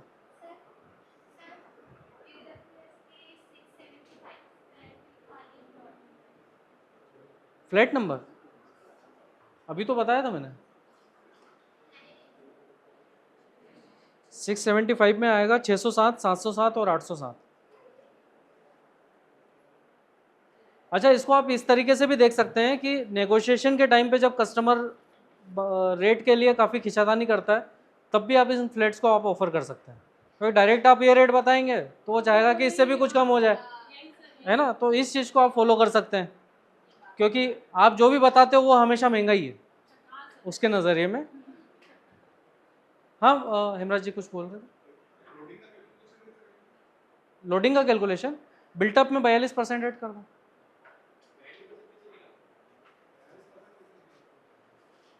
एक्चुअल में ये एक देखा जाए तो जब नक्शा वक्शा बनता है ना उस टाइम पे कितना इसमें ओपन एमओएस वगैरह छोड़ा जाता है उसके हिसाब से ये कैलकुलेशन निकालते हैं। ये आर्किटेक्ट के क्वेश्चंस हैं एक्चुअल में। अभी जैसे अगर आप एमिनेंस में देखेंगे तो उसमें 45% है, तो वहाँ पे और ज़्यादा खुला एरिया है पीछे की तरफ साइड में। जो इसके जो जनरल एमओएस होता है तो वो 20-25 फीट का रहता है, उसमें लगभग 30 फीट का भी है उधर राइट हैंड वाला। तो इस वजह से भी जो है, क्योंकि जितना ज़्यादा एरिया आप ओपन छोड़ेंगे तो वो एमओएस या फिर ये सारी चीज़ें जो है ये बिल्टअप एरिया या लोडिंग के अंदर ही कैलकुलेट होती है।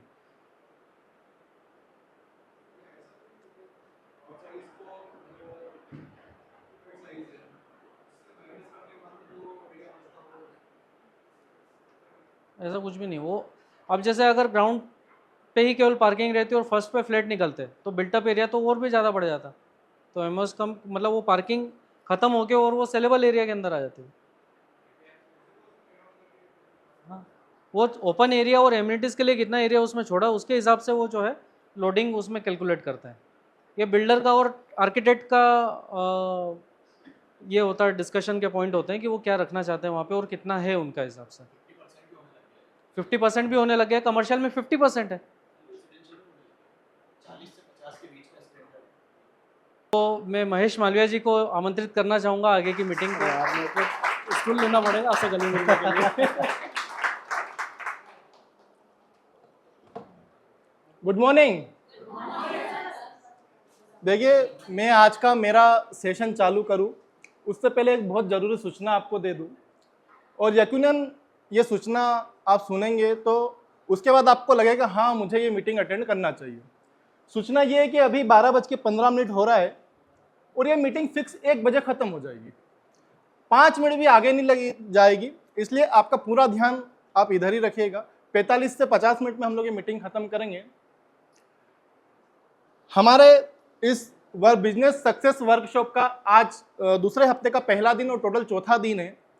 पहले 3 दिन में हम लोगों ने सीखा, पहले दिन हमने सीखा रियल एस्टेट इंडस्ट्री के बारे में, दूसरे दिन हमने सीखा EWS LIG और लोन के बारे में, और तीसरे दिन भी हमने प्रोडक्ट नॉलेज हमने लिया था। आज का जो सेशन है, सपन सर ने काफ़ी अच्छे से ओरिएंट प्लानट के बारे में आपको बताया, और अब जो दूसरा सेशन है उसमें है team building and self development. मैं ऐसे सभी मेरे नए दोस्त जो नए नए अभी आए, जिन्हें 6 महीने या साल भर हुआ है, अगले 1-2 मिनट में आपसे जुड़ने का प्रयास करूंगा। मैं ऐसी कोई बात नहीं बताऊंगा जो शायद आपको पहले से पता ना हो, पर कहीं ना कहीं होता यह कि जब तक हमें वो चीज़ सामने से बताई नहीं जाए, हमारे अंदर से वो चीज़ बाहर नहीं आती है। इस इंडस्ट्री में सक्सेस होने के लिए कुछ महत्वपूर्ण चीज़ें होती है, कुछ ज़रूरी बातें ऐसी होती है जो हमें प्रोडक्ट नॉलेज, कंपनी के नॉलेज और इंडस्ट्री के नॉलेज के अलावा भी हमारे साथ में हमें उसकी जानकारी होना चाहिए। और वो जानकारी क्या क्या है वो सभी मैं आपको धीरे धीरे करके आपको बताऊंगा। तो इस मीटिंग को शुरुआत करता हूं, उससे पहले मैं चाहता हूं कि आप मुझे परमिशन दें कि हाँ, आप मीटिंग सुनने के लिए तैयार है। और कैसे दी जाती है परमिशन, आप एक बार बताइए।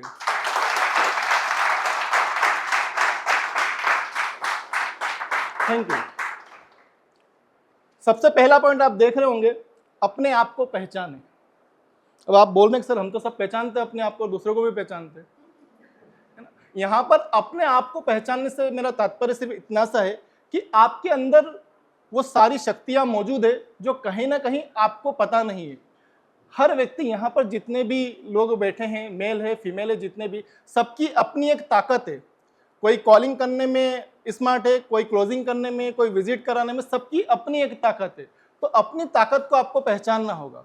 इसके अलावा भी बहुत सारी ताकत के बारे में हम बात कर सकते हैं। कस्टमर को कन्विंस कैसे करते हैं, कस्टमर को उससे रिलेशन बिल्ड कैसे कर सकते हैं।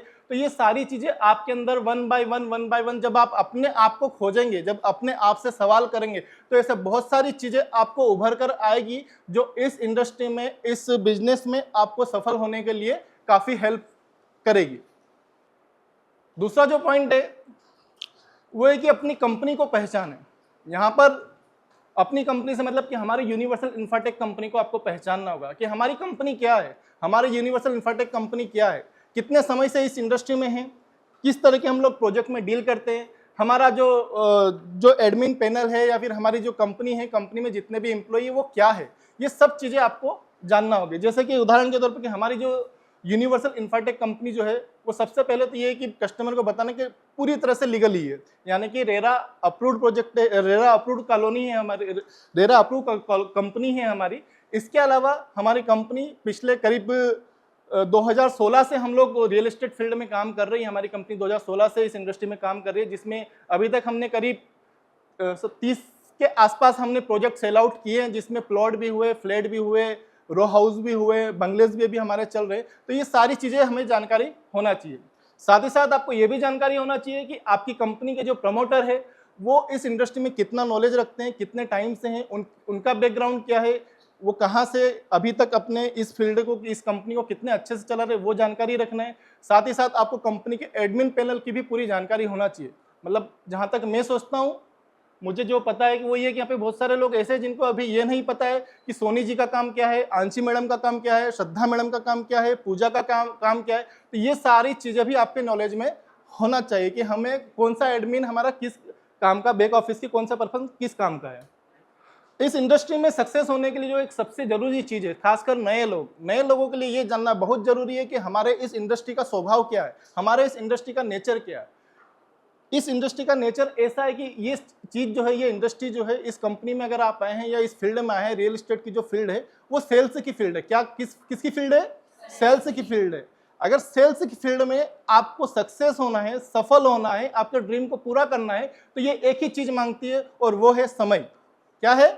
समय। इस फील्ड में आपको समय देना ही होगा। अगर आप ये सोचते हैं कि मैंने इस कंपनी में ज्वाइनिंग करी, 2 महीने हो गए, 3 महीने हो गए, 4 महीने हो गए, मेरी बुकिंग नहीं हुई और मैंने ये फील्ड छोड़ दी, कंपनी छोड़ दी, कंपनी के बाद में वो एसोसिएट इतना नेगेटिव हो जाता है कि वो किसी दूसरी रियल एस्टेट कंपनी में जाता ही नहीं।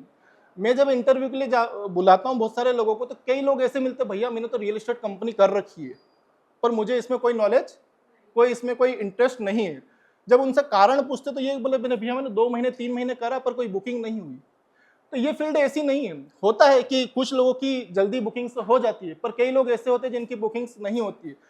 6 महीने नहीं होगी, साल भर नहीं होगी, 1.5 साल नहीं होगी, पर ऐसा ऐसा बिल्कुल भी नहीं कि इसमें आपकी बुकिंग होगी ही नहीं। बुकिंग तो होगी, पर इसमें आपको समय देना होगा।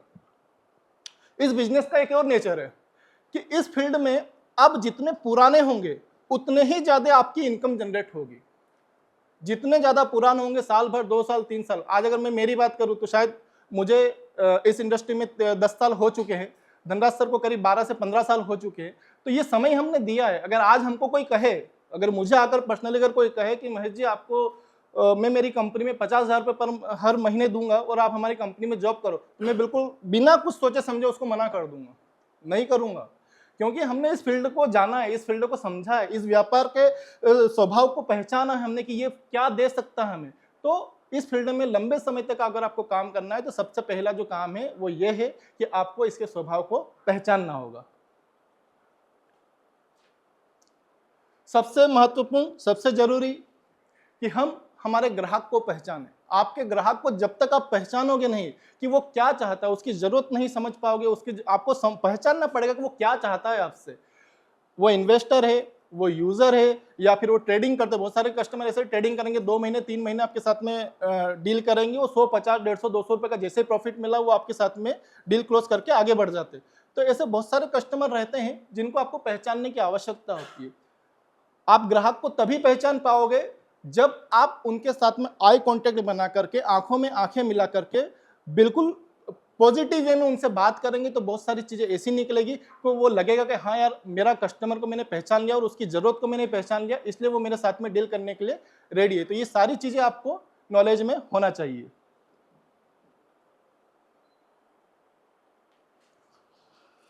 ना सुनने की आदत डाले। भैया हमारी फील्ड ऐसी है कि अगर इसमें आपने 10 लोगों को कॉल किया ना, तो 10 में से 9 लोग आपको ना कहेंगे। कहेंगे या नहीं कहेंगे? कहते हैं ना। तो इसकी आदत डाल लो। अगर आपने अपने दिमाग को पहले से प्रिपेयर कर रखा है कि अगर मैंने 10 कॉल करे हैं और 10 में से 9 मना कहेंगे, तो वो आपके लिए एक पॉजिटिव इंपैक्ट डालेगा। क्योंकि हमारा जो मस्तिष्क होता है, हमारा जो सबकॉन्शियस माइंड होता है, उसे आप जैसा कहेंगे वैसा वो मानेगा। अगर आपने कहा, एक दो चीजें होती है। क्या चीज होती है कि 10 कॉल आप कर रहे हैं तो आपने दिमाग को मैसेज कर दे दो कि मुझे इसमें जो 10वें नंबर का जो कॉल करूंगा वो ही पॉजिटिव रिस्पॉन्स देगा। तो आपको क्या है, जो 9 लोग जो मना करेंगे तो उसका आप पे असर नहीं पड़ेगा। पर अगर आपने ये चीज नहीं सोची तो 1 कॉल मना हुआ, 2 कॉल मना हुआ, 3 मना हुआ, तो चौथे पांचवें में तो आप ढेर हो जाओगे। आपकी इच्छा नहीं होगी, आपकी अंतरात्मा जो है वो गवाह नहीं देगी कि मैं अब और कॉल करूं या नहीं करूं। तो ये तो बात सिर्फ कॉलिंग की है, पर जब आप विजिट करवाएंगे तो विजिट का रेशो और कम भी हो सकता है। इसमें आपको ना सुनने की आदत डालेगी। आप 10 लोगों को विजिट कराएंगे, 15 लोगों को विजिट कराएंगे, हो सकता है वो आपको मना कर दे, नहीं नहीं नहीं नहीं। फोन लगाएंगे, हम जब फॉलोअप लेते तो कई बार हमारा फोन रिसीव ही नहीं करते, कस्टमर कॉल बैक भी नहीं करते और ना ही हमको रिस्पॉन्स करते। तो इस चीज की आदत डाल लो। इसमें अक्सर कहते हैं कि नशेड़े बन जाओ, मतलब हमको कोई फर्क नहीं पड़ता, ठीक है तू मना कर रहा ना, तू नहीं तो नेक्स्ट। तो ये अगर चीज आपने रही तो आप कभी भी डीमोटिवेट नहीं होंगे। कभी आपके मन में ये इच्छा नहीं होगी कि यार मैं रियल एस्टेट फील्ड छोड़ दूं, यार मैं तो बिल्कुल कहीं जॉब कर लूं, 5,000 10,000 की जॉब कर लूं, उसमें खुश हो जाऊंगा। नहीं, यहाँ पर आपको ना सुनने की आदत डालना पड़ेगी। और ये पॉइंट भी आपके इस बिजनेस के नेचर में ही इंक्लूड है। इस बिजनेस का नेचर ही कि आपको ना तो ज्यादा से ज्यादा ना सुनना पड़ेगी। फेल होने से घबराइए मत। क्या होगा फेल होने से? अक्सर हम लोग ये देखते हैं कि किसी की बुकिंग नहीं हुई है तो बहुत सारे लोग कंपनी छोड़ के चले जाते हैं। बहुत सारे अगर यहाँ पे फेल हो गया तो वो किसी दूसरी कंपनी में ट्राई करेगा, वहां पर फेल हो गया तो तीसरी कंपनी में ट्राई करेगा। अरे भैया आप जहां पर हो वहीं पर ट्राई करो। हैंडपंप चलाया सभी ने। हम जब हैंडपंप चलाते हैं तो कीप पंपिंग करते हैं तो पानी बाहर आता है, पर एक समय तक हम लोग क्या कि जब उसको छोड़ देंगे तो वह पानी वापस चला जाएगा। पर अगर आप लगातार प्रयास करते रहेंगे तो आप जो चीज चाह रहे हो वो आपको मिलेगी। तो यहाँ पर आपको फेल होने से घबराना नहीं है, लगातार प्रयत्न आपको करते रहना है। समझ में आ रहा है? अच्छा लग रहा है? ओके। अपनी सोच को बढ़ाइए।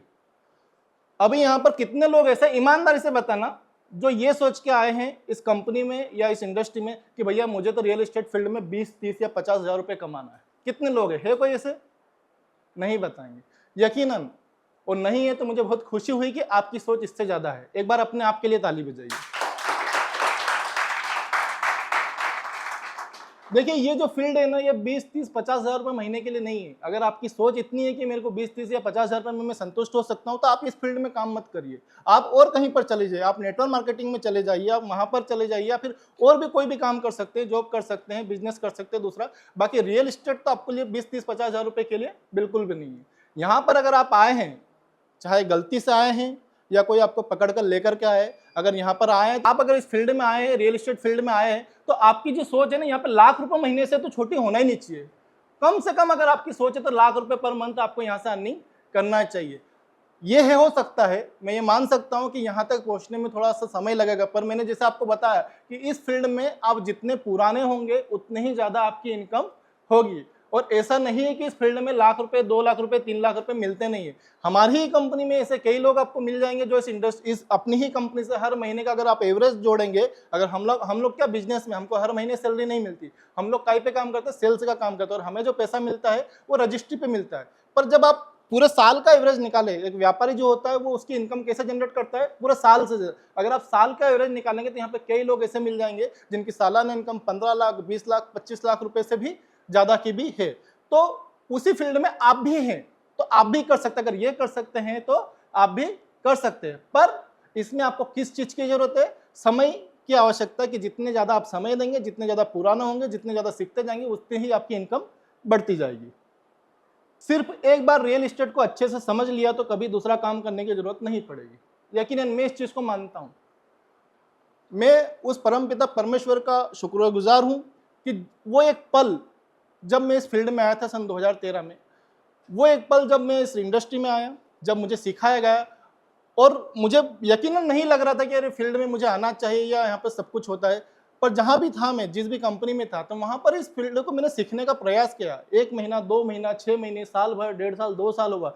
जब 1.5 साल, 2 साल का समय मैंने दे चुका था, उसके बाद फिर मैंने कभी पलट के नहीं देखा। पलट के देखना तो दूर की बात, मैंने कभी सपने में भी नहीं सोचा कि मैं इस फील्ड के अलावा किसी दूसरी फील्ड में जाऊंगा। जैसा कि मैंने अभी आपको बताया कि अगर मुझे कोई 50,000 रुपये महीना भी देगा, तब भी मैं इस फील्ड को छोड़कर उसके पास में नहीं जाऊंगा। भाई साहब, रियल एस्टेट जो है ना, एक समुद्र है। क्या है? एक समुद्र है। यहाँ पे हजारों, लाखों, करोड़ों रुपए ऐसे ही रखा हुआ है। सिर्फ आप उसमें से कितना निकाल सकते हैं, ये आपकी इच्छा शक्ति के ऊपर डिपेंड करेगा कि आप कितने की सोच रखते हैं। उसी के हिसाब से ये फील्ड आपको लाख भी रुपए भी दे सकती है, 2 लाख भी दे सकती है, और 5 लाख भी दे सकती है। पर कब? जब आप आपकी इच्छा के हिसाब से काम करेंगे। आपकी इच्छा तो है लाख रुपए, 2 लाख रुपए कमाने की, बाकी हम काम उसके हिसाब से नहीं कर पा रहे। ये फील्ड आपको उतना ही देगी जितना आप काम करेंगे। अगर आप काम 10,000 रुपए का करेंगे तो ये फील्ड आपको 10,000 ही देगी। काम 1 लाख रुपए का करेंगे तो 1 लाख ही देगी, और काम 10 लाख का करेंगे तो 10 लाख ही देगी। इसमें कोई भी मतलब ऐसी कोई चीज नहीं। अगर मैं 10 लाख का बोल रहा हूँ तो ये फील्ड 20 लाख भी दे सकती है। आप अपनी इच्छा शक्तियों को बढ़ाइए, आप अपने काम के जो ग्राफ है उसको बढ़ाइए। आप यकीनन, आप जितने पुराने होंगे आपकी सोच बढ़ती जाएगी। और एक बार जिस दिन आपके हाथ में कमीशन 1.5 लाख, 2 लाख, 3 लाख रुपए आ गया ना, आपकी इच्छा शक्ति ऑटोमेटिक बढ़ जाएगी। आपको अपने आप पे ट्रस्ट होगा कि यस, मैं इसमें से इतना इनकम भी जनरेट कर सकता हूँ। और हमने किया है। हमारे साथ के कई लोग ऐसे हैं जो 2-2 लाख, 5-5 लाख रुपए का कमीशन उठाया है लोगों ने। तो इसको एक बार अच्छे से समझ लो। समझने के लिए क्या करना पड़ेगा? इस इंडस्ट्री को समझने के लिए क्या करना है? कुछ नहीं करना पड़ेगा। सिर्फ जितनी जानकारी रियल एस्टेट से संबंधित है, हमारे प्रोजेक्ट से संबंधित है, हमारे प्रोजेक्ट के आसपास से संबंधित है, हमारे शहर से संबंधित है, इस रियल एस्टेट को कौन कौन सी चीज़ें इम्पैक्ट डालती है, क्या क्या इंफ्रास्ट्रक्चर यहाँ पर आ रहा है, ये सारी मतलब जो भी रियल एस्टेट से संबंधित है वो सारी जानकारी एक बार अगर आपने समझ ली तो फिर बार बार आपको समझने की आवश्यकता नहीं पड़ेगी। फिर आप दूसरे लोगों को समझाने के लायक हो जाएंगे। बरोबर? तो आपको समझने की आवश्यकता है कि हम क्या है। ये रियल एस्टेट में आपकी सफलता आपके व्यापार की जानकारी पर निर्भर है। जितनी ज़्यादा जानकारी उतनी बड़ी आपकी सफलता होगी।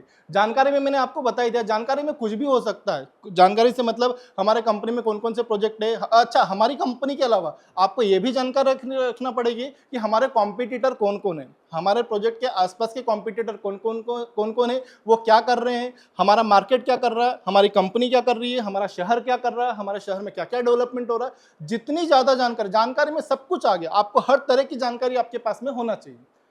आप देखेंगे, जैसे अभी कुछ जो नए लोग हैं उनको बता रहा हूँ कि अभी आपकी शुरुआत है। जितना ज़्यादा आपको टाइम पुराना होगा उसमें आपको एक से बढ़कर एक कस्टमर मिलेंगे, और ऐसे ऐसे कस्टमर मिलेंगे, अगर आपके पास में जानकारी का अभाव है तो वहीं ढेर हो जाओगे आप। 100% हो जाओगे। और फिर आप फोन लगाओगे अपने सीनियर को कि सर ये क्या, और कई बार तो ऐसे कस्टमर भी आ जाते हैं कि सीनियर भी घबरा जाते हैं। पर अगर आपके पास में प्रॉपर जानकारी है इस फील्ड से लेकर के, इस कंपनी से रिलेटेड, इस इंडस्ट्री के बारे में सभी जानकारी है, तो वो कस्टमर फिर आप उसके ऊपर हैवी हो जाओगे। मतलब सीधी सी बात है, आप आई कांटेक्ट बना करके बात करो, और वो जितना जो पूछ रहा है उसकी जानकारी आपके पास में होना चाहिए। बस अगर जानकारी आपने उसको दी तो कभी भी कस्टमर आपके पास में आपके ऊपर हैवी नहीं हो पाएगा। पर इस बात की जानकारी आप रख ले कि अगर एक बार कस्टमर आपके ऊपर हैवी हो गया तो उसके क्लोजिंग के चांसेस ना के बराबर हो जाते हैं, बिल्कुल ना के बराबर। सबसे अच्छी बात है कि आप जब भी कस्टमर से मिले, आप उससे आई कांटेक्ट बना करके बात करें। आप बिल्कुल उसकी आंखों में आंखें डालकर बात करें और उसे ये फील करवाए कि उससे ज्यादा जानकारी आपके पास में है। हर जानकारी आपके पास में होना चाहिए। नहीं है आपके पास जानकारी तो उसकी एक लिस्ट बनाओ, अपने सीनियर के साथ में बैठिए और छोटी छोटी धीरे धीरे, मतलब एकदम से मत समझिए, थोड़े थोड़े करके जानकारी अपने पास में इकट्ठा करिए और उस अपने ज्ञान के भंडार को बढ़ाइए। भरोसा सिर्फ खुद पर रखिए, सहारे कितने ही मजबूत हो एक दिन अकेला छोड़ जाते हैं। यकीन मानिए, आज आप डिपेंड है अपने सीनियर के ऊपर, अपने टीम मेंबर के ऊपर कि ये है तो मैं हूं, ये नहीं तो मैं कुछ भी नहीं, ये है तो मेरे सब कुछ कर देंगे, ऐसा नहीं है। आप सीखने का प्रयास करो और जिम्मेदारी आप अपने खुद के ऊपर लीजिए। देखिए, इस फील्ड में अगर आप आए हैं तो जरूर निश्चित तौर पर किसी न किसी वजह से आए, कुछ न कुछ आपने सपने देखे, उन सपनों को पूरा करने के लिए आप यहाँ पर आए हैं। तो कितने लोग ऐसे हैं जो यहाँ पर सपना पूरा करने के लिए आए हैं? अगर आपके सपने, अगर आपके सपने हैं तो हम आपके अपने हैं। यूनिवर्सल इंफ्राटेक का ये जो बिजनेस सक्सेस वर्कशॉप जो है, ये सिर्फ इसीलिए है कि ये हम यहाँ पर आपको तैयार करके आपको सपनों को पूरा करने के लिए वर्कशॉप चलाया जा रहा है। अगर आपको ये जानकारी नहीं दी जाएगी तो आप सफल नहीं हो सकते, सक्सेस नहीं हो सकते। तो इसीलिए बोल रहा हूँ कि खुद पर भरोसा रखिए। विजिट कराना है खुद कराइए, कॉलिंग करना है खुद कराइए, क्लोजिंग करना है खुद कराइए, आदत डालिए। होगा क्या ज्यादा से ज्यादा, अगर आप क्लोजिंग करने के लिए बैठे, नहीं आता आपको क्लोजिंग करना, तो क्या होगा, वो ग्राहक खराब होगा ना। इसके अलावा कुछ होगा क्या? इसके अलावा कुछ नहीं होगा। एक ग्राहक खराब होगा, दो ग्राहक खराब होगा, तीन ग्राहक खराब होगा, पर चौथे ग्राहक की मैं गारंटी देता हूं कहीं ना कहीं आपको पॉजिटिव रिस्पॉन्स उसका आएगा ही आएगा। और एक बार अगर आपने कोई क्लोजिंग कर दी ना, तो फिर आप आपको सीनियर के भरोसे नहीं रहेंगे। अब सपोज करें कि आप आपके सीनियर के ऊपर ही डिपेंड है, पर किसी वजह से आपके सीनियर नहीं है, और आपके क्रॉस लेग में जो जितने सीनियर है वो भी किसी ना किसी कस्टमर के साथ में बिजी है, तो कोई भी अपने ग्राहक को छोड़ करके आपके ग्राहक को प्रायोरिटी देगा? नहीं देगा। पर इसी में अगर आपको जानकारी है, आप उसके लिए एग्री हैं, आप सीखे हुए हैं, तो आप खुद उसको क्लोजिंग करेंगे तो उसका ज्यादा इफेक्ट पड़ेगा और साथ ही साथ आपको फायदा भी होगा। अपना पहनावा हमारे व्यापार के अनुरूप होना चाहिए। सोमवार से शुक्रवार तक मैं आपको जो पहनना वो पहन लो, कोई दिक्कत नहीं है। पर शनिवार और रविवार ये वो दो दिन है जिसके लिए हम पूरा हफ्ता काम करते हैं। ये वो 2 दिन है जिसके लिए आप पूरे हफ्ते में करीब करीब 100, 200, 500 कॉलिंग करते हैं या नहीं करते हैं? तो ये जो 2 दिन है, इस 2 दिन में आप किससे मिलने वाले हैं? आपके ग्राहक से मिलने वाले, आपके कस्टमर से मिलने वाले, आप उस इंसान से मिलने वाले हैं जिसके लिए आपने पूरे हफ्ते कॉलिंग करी है। तो जब मिलने वाले हैं तो आपका जो ड्रेस कोड है ना, आपका ड्रेस कोड, आपकी बॉडी लैंग्वेज, आपका आई कांटेक्ट, वो ऐसा होना चाहिए कि हम जिस व्यक्ति से मिल रहे हैं वो आपको देखते से इंप्रेस्ड हो जाए। मतलब देखो, यहाँ पर आप जिस प्रोडक्ट में हम लोग हैं, जिस फील्ड में हम ले, तो हम यहाँ पर जो चीज बेच रहे हैं वो क्या 1000-2000 की है? वो लाखों रुपए की, लाख से कम का हमारे पास में कोई प्रोडक्ट है क्या? नहीं है। तो जब लाखों रुपए की चीज आपके पास में कोई ग्राहक लेने के लिए आ रहा है, तो वो ऐसे ही तो लेगा नहीं। आप मार्केट में जाइए, एक मटका खरीदने जाइए, आप 10 बार उसको ठोकेंगे, बजाएंगे, किसी भी तरह से उसकी पुख्ता करेंगे। तो जब आप ये कैसे मान सकते हैं कि आपके पास में कोई ग्राहक आ रहा है जो लाखों रुपए की चीज आपके पास में लेने वाला है, पर आपका ड्रेस कोड, आपकी बॉडी लैंग्वेज ऐसी नहीं है कि वो आपके ऊपर पूरी तरह से यकीन कर पाए, या फिर उसको अंदर से फील ही नहीं आएगा, उसको फील नहीं आया कि यार मैं जिस बंदे से बात कर रहा हूँ या जिस बंदे से बात कर रहा हूँ मुझे फील नहीं आया, मैं इसके साथ में डील नहीं कर सकता। तो वो क्या करेगा? आपसे अच्छा ऑप्शन ट्राई करेगा।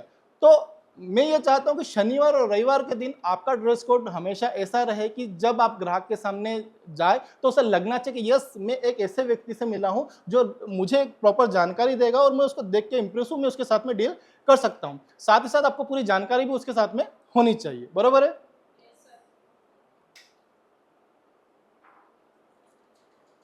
हर ग्राहक की एक कमजोरी होती है, आपकी भी अपनी एक कमजोरी है, मेरी भी अपनी एक कमजोरी है। यहाँ बेटे हर एक शख्स की अपनी कोई ना कोई कमजोरी है या नहीं?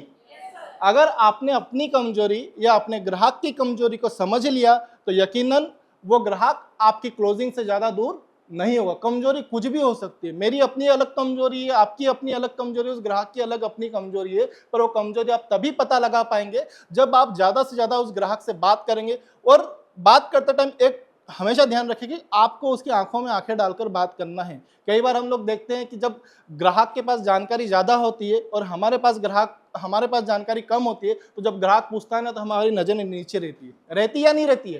पर अगर उसने कोई जवाब पूछा, कोई सवाल पूछा और अगर हमारे पास में जानकारी है तो हम उसकी आंखों में आंखें डाल के बात करते हैं ना। तो उसी तरह से आपको आपकी जानकारी बढ़ाओगे तो ऑटोमेटिक अंदर से आपका कॉन्फिडेंस बढ़ेगा। और जब बातें करेंगे, कस्टमर से मिलेंगे, मतलब मेरे साथ तो कई इंसिडेंट ऐसे होते हैं कि मैं पूछता हूँ, मतलब पहले विजिट करने आया, क्लोजिंग करने आया, तो मैं पूछता हूँ, मैं जानकारी उससे पहले 2-4 मिनट बात करने का प्रयास करता कि वो कहाँ से है, किस फील्ड से, क्या करता है, क्या नहीं करता है, उससे जुड़ने का प्रयास करिए आप। अभी मैं आपको यहाँ पे मीटिंग ले रहा हूँ, पर मैं आपसे अगर कनेक्ट नहीं हो पाया तो मेरी बात शायद आप तक नहीं पहुँच पाएगी। पर अगर मैं आपसे कनेक्ट हो चुका हूं तो यकीनन मेरा हर एक शब्द आपके दिमाग में जाएगा। मैं ये वादा तो नहीं करता कि मैं यहाँ पे जो चीजें बता रहा हूँ वो पूरी आपको समझ में आएगी, पर इतना दावा जरूर करता हूँ कि कुछ ना कुछ तो जरूर आएगी। गलत बोल रहा हूँ? तो कुछ ना कुछ तो बातें आपको जरूर समझ में आएगी। हमेशा सीखते रहो, अपने ज्ञान के भंडार को बढ़ाओ। सीखने के लिए क्या चाहिए? आप मुझसे सीख सकते हैं, सर से सीख सकते हैं, यहाँ बैठे हर एक व्यक्ति से कुछ ना कुछ सीख सकते हैं। यहाँ बैठा हर एक व्यक्ति सब कुछ नहीं जानता, पर कुछ ना कुछ जरूर जानता है, इस बात की गारंटी है। मुझे बहुत कुछ आता है, पर यहाँ बैठे हर व्यक्ति से कुछ ना कुछ मैं सीख सकता हूँ, अगर मुझ में सीखने की चाहत है तो। अगर आप ये समझते हैं कि मैं इस फील्ड में आया हूँ, मुझे 8 साल, 10 साल, 15 साल हो गए और मुझे पूरा नॉलेज है, तो आप गलत हैं। ऐसा कोई व्यक्ति नहीं है जिसे संपूर्ण नॉलेज हो। किसी न किसी पॉइंट पे तो उसको अपने से बड़े की या फिर हमें कुछ ऐसी चीज की आवश्यकता होती है जहां से हमें वो जानकारी प्राप्त करना पड़े। तो सीखने के लिए आप कभी भी ऐसा ना सोचें कि मैं सीख नहीं सकता। आप हमेशा रेडी रहिए, जहां से भी सीख सकते हैं आप सीखने का प्रयास जरूर करिए। मुस्कुराने की आदत डाले, सड़ा थोबड़ा लेकर ना घूमे। सच्ची बता रहा हूं, मतलब ग्राहक कई हम लोग को देखते हैं, हमारी कंपनी में देखते हैं या बाहर कहीं पे भी जाते हैं, ग्राहक खड़ा पर उसका थोबड़ा बिल्कुल ऐसा ही है, कोई मतलब नहीं। आपके चेहरे की स्माइल एक की है, एक चाबी है उस ग्राहक को कन्विंस करने की। ग्राहक जब देखो आपको इस मुस्कुराने का एक टाइम है, वो क्या है मैं आपको बताता हूँ। जब आप पहली बार ग्राहक से मिल रहे ना, तब आपके चेहरे पे स्माइल होना चाहिए। और जब ग्राहक आपसे दूर जा रहा है, जब आपको छोड़ के जा रहा है या फिर आपसे मतलब मीटिंग के बाद, तब भी आपके चेहरे पे स्माइल होना चाहिए। ग्राहक 2 ही चीज याद रखेगा, जब आपसे मिल रहा है तब आपकी स्माइल को याद रखेगा, और जब आपसे दूर जा रहा है तब आपकी स्माइल को दूर रखेगा। ऐसा नहीं। तो स्माइल ऐसी होना चाहिए कि मैं जिस व्यक्ति से मिला हूं, कस्टमर को लगा मैं जिस व्यक्ति से मिला हूं उसका चेहरा बड़ा खूबसूरत है, सजे दिल में तराने बहुत है, जिंदगी जीने के बहाने बहुत है, आप हमेशा ऐसे ही मुस्कुराते रहिए, आपकी मुस्कुराहट के हम दीवाने बहुत है।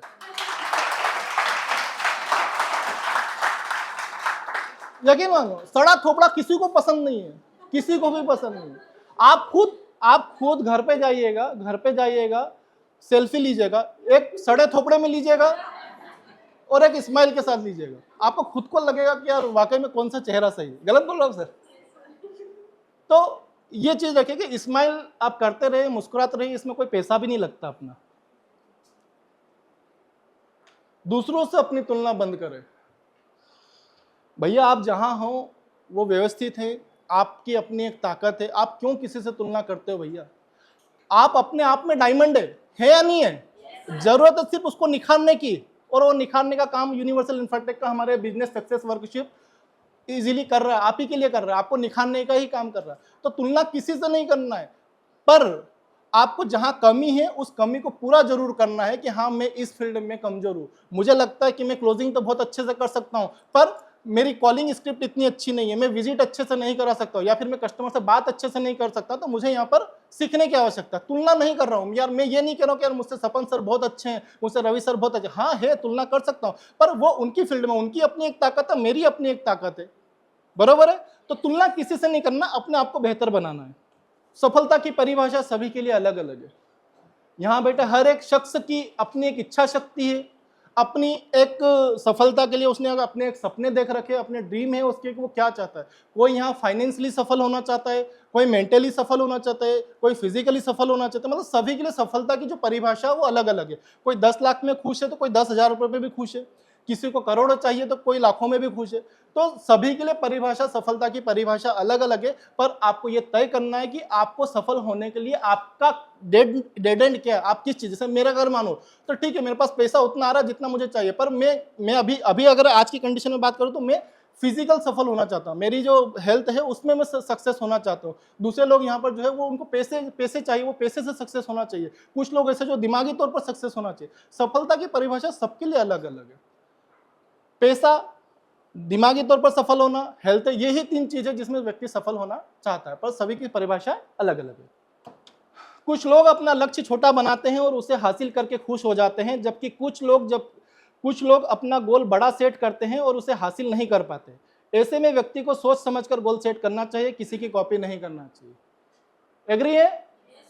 अभी हम लोग यहाँ पर हैं, जिनको 6 महीने या साल भर हुआ है उनका गोल अलग होना चाहिए, जिनको साल भर से ज्यादा हुआ है उनका गोल अलग होना चाहिए, जिनको 5 साल से ज्यादा हो गए उनका गोल अलग होना चाहिए। ऐसा नहीं कि यार वहाँ पे जो व्यक्ति अभी अभी जुड़ा है उसका गोल उसने अभी से बना लिया कि मुझे 5 लाख रुपए हर महीने कमाना है। होगा क्या? तो इसमें क्या दिक्कत आती है पता है? दिक्कत ये होती है कि आपका जो सबकॉन्शियस माइंड है ना, ये बड़ा चतुर चालाक है। इसमें मतलब ये कोई जो आप बोलोगे ना वही करेगा ये। अगर आपने यहाँ पर ड्रीम, छोटे छोटे लक्ष्य बनाए, अगर आप शुरुआती दौर में तो छोटे छोटे टारगेट्स बनाइए, छोटे छोटे लक्ष्य बनाइए, तो उससे आपका सबकॉन्शियस माइंड को ये आदत पड़ जाएगी, यस मैं सफल हो सकता हूँ। मैं किसी की बात नहीं कर रहा, मैं मेरी बात करता हूँ। मैंने मेरे दिमाग को ऐसा कर रखा है कि मैं चाहे किसी भी स्थिति में हूँ मैं निकल जाऊंगा, मैं कभी भी मरूंगा नहीं, मैं मरने जैसी स्थिति में कभी भी नहीं आऊंगा, चाहे कितने भी दिक्कत में हूँ, कितनी भी परेशानी में हूँ, कहीं भी। तो ये चीजें आपको याद रखना है कि आपको वैसे लक्ष्य बनाना है जिससे आप इजीली अचीव कर सकते हैं। ऐसा नहीं कि यार भैया मैं ठीक है यहाँ बैठा हूँ, मेरे को 5 लाख 10 लाख रुपए अगले महीने से आना चालू हो जाएंगे। वैसे क्या सोच तो सकते हो, पर जब वो सोच आपकी पूरी नहीं होगी ना, तो वो सोच पूरी नहीं होगी तो आपके जो सबकॉन्शियस माइंड है वो नेगेटिविटी को हैवी कर देगा आपके ऊपर। और जब नेगेटिविटी हैवी हो जाएगी ना, तो फिर आपको वो काम करने से रोकने का प्रयत्न करेगा कि नहीं मुझे ये काम नहीं करना। फिर धीरे से आपको क्या करेगा, 5-10 हज़ार की जॉब की तरफ ढकेल देगा, 10,000 15,000, फिर हम लोग धक्के खाते रहेंगे इधर। तो लक्ष्य ऐसे ही बनाए जिसे आप अचीव कर सके। अपने नजरिए को हर स्थिति में सकारात्मक रखिए। आप चाहे सेल्स की फील्ड में हो, चाहे गृहस्थी जीवन में हो, किसी भी स्थिति में आप ये मान के चले कि आपके जीवन में उतार चढ़ाव तो आएंगे ही आएंगे। आएंगे या नहीं आएंगे? यहाँ पर कुछ लोग ऐसे हैं जिनके जीवन में कोई टेंशन अभी नहीं है, पर क्या ऐसा संभव है कि पहले भी नहीं था? और ना वो ये कह सकते कि आगे भी नहीं होगा। अगर आप जिंदा हैं तो आपके जीवन में परेशानियां आएगी ही आएगी, पर डिपेंड करता है कि उस परेशानी को आप किस तरह से हैंडल करते हैं, किस तरह से उसका सामना करते हैं। ये सब कुछ डिपेंड करता है आपकी सोच के ऊपर कि आप उस समस्या को कैसे देख रहे हैं। हर व्यक्ति के जीवन में ये चीजें चलती रहती है। तो किसी भी परिस्थिति में रहे आप पॉजिटिव रहे, नेगेटिव कभी भी मत रहेगा। छोटे सा भी नेगेटिव पॉइंट अगर आपके दिमाग में घुस गया ना, तो वो आपको बर्बाद कर देगा। हम यहाँ पर ऐसे कितने लोग हैं जो जूते पहनते हैं? सभी पहनते हैं। आप जूते पहनकर सैकड़ों किलोमीटर पैदल चल सकते हैं, नहीं चल सकते? पर अगर आपके जूते के अंदर एक छोटा सा कंकर अगर घुस गया तो क्या होगा? आप चल नहीं पाओगे। आप अपने आप को असहज फील करोगे यार, जब तक वो निकलेगा नहीं ना तब तक आपको चलने में बहुत परेशानी होगी। इसलिए एक छोटी सी भी नेगेटिविटी, छोटा सा भी नकारात्मक सोच अगर आपके दिमाग में चला गया तो वो आपको कभी भी सक्सेस नहीं होने देगा। इसलिए हमेशा पॉजिटिव सोचे, पॉजिटिव की किताबें पढ़े, पॉजिटिव वे में जितने लोग हैं उनके बारे में सोचे समझे।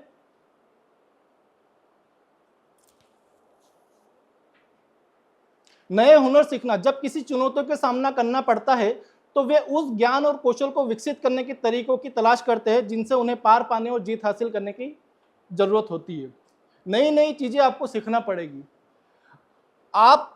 मैं गारंटी तौर पे बता रहा हूं, 100% लिख कर रख लो कि आपके पास में ऐसे कई ग्राहक आएंगे जो आपको तोड़ कर रख देंगे। तो उन ग्राहकों का सामना करने के लिए आपको नई नई चीजें सीखना पड़ेगी। और नई नई चीजें कैसे? अब जैसे एक उदाहरण के तौर पे बताता हूं कि हम लोग यहाँ पर सिखाते हैं आपको कि कॉलिंग की स्क्रिप्ट ऐसी होना चाहिए, विजिट कराने के टाइम पर आप इस बात का ध्यान रखें, वो सब कुछ तो आपने सीख लिया, पर वो चीज़ें आपको हर ग्राहक के सामने काम नहीं आएगी। हर ग्राहक के सामने आपका आंसर, उनका सवाल अलग होगा, आपका जवाब अलग होगा, वो पूछने का तरीका अलग होगा, उनका आपका जवाब देने का तरीका अलग होगा।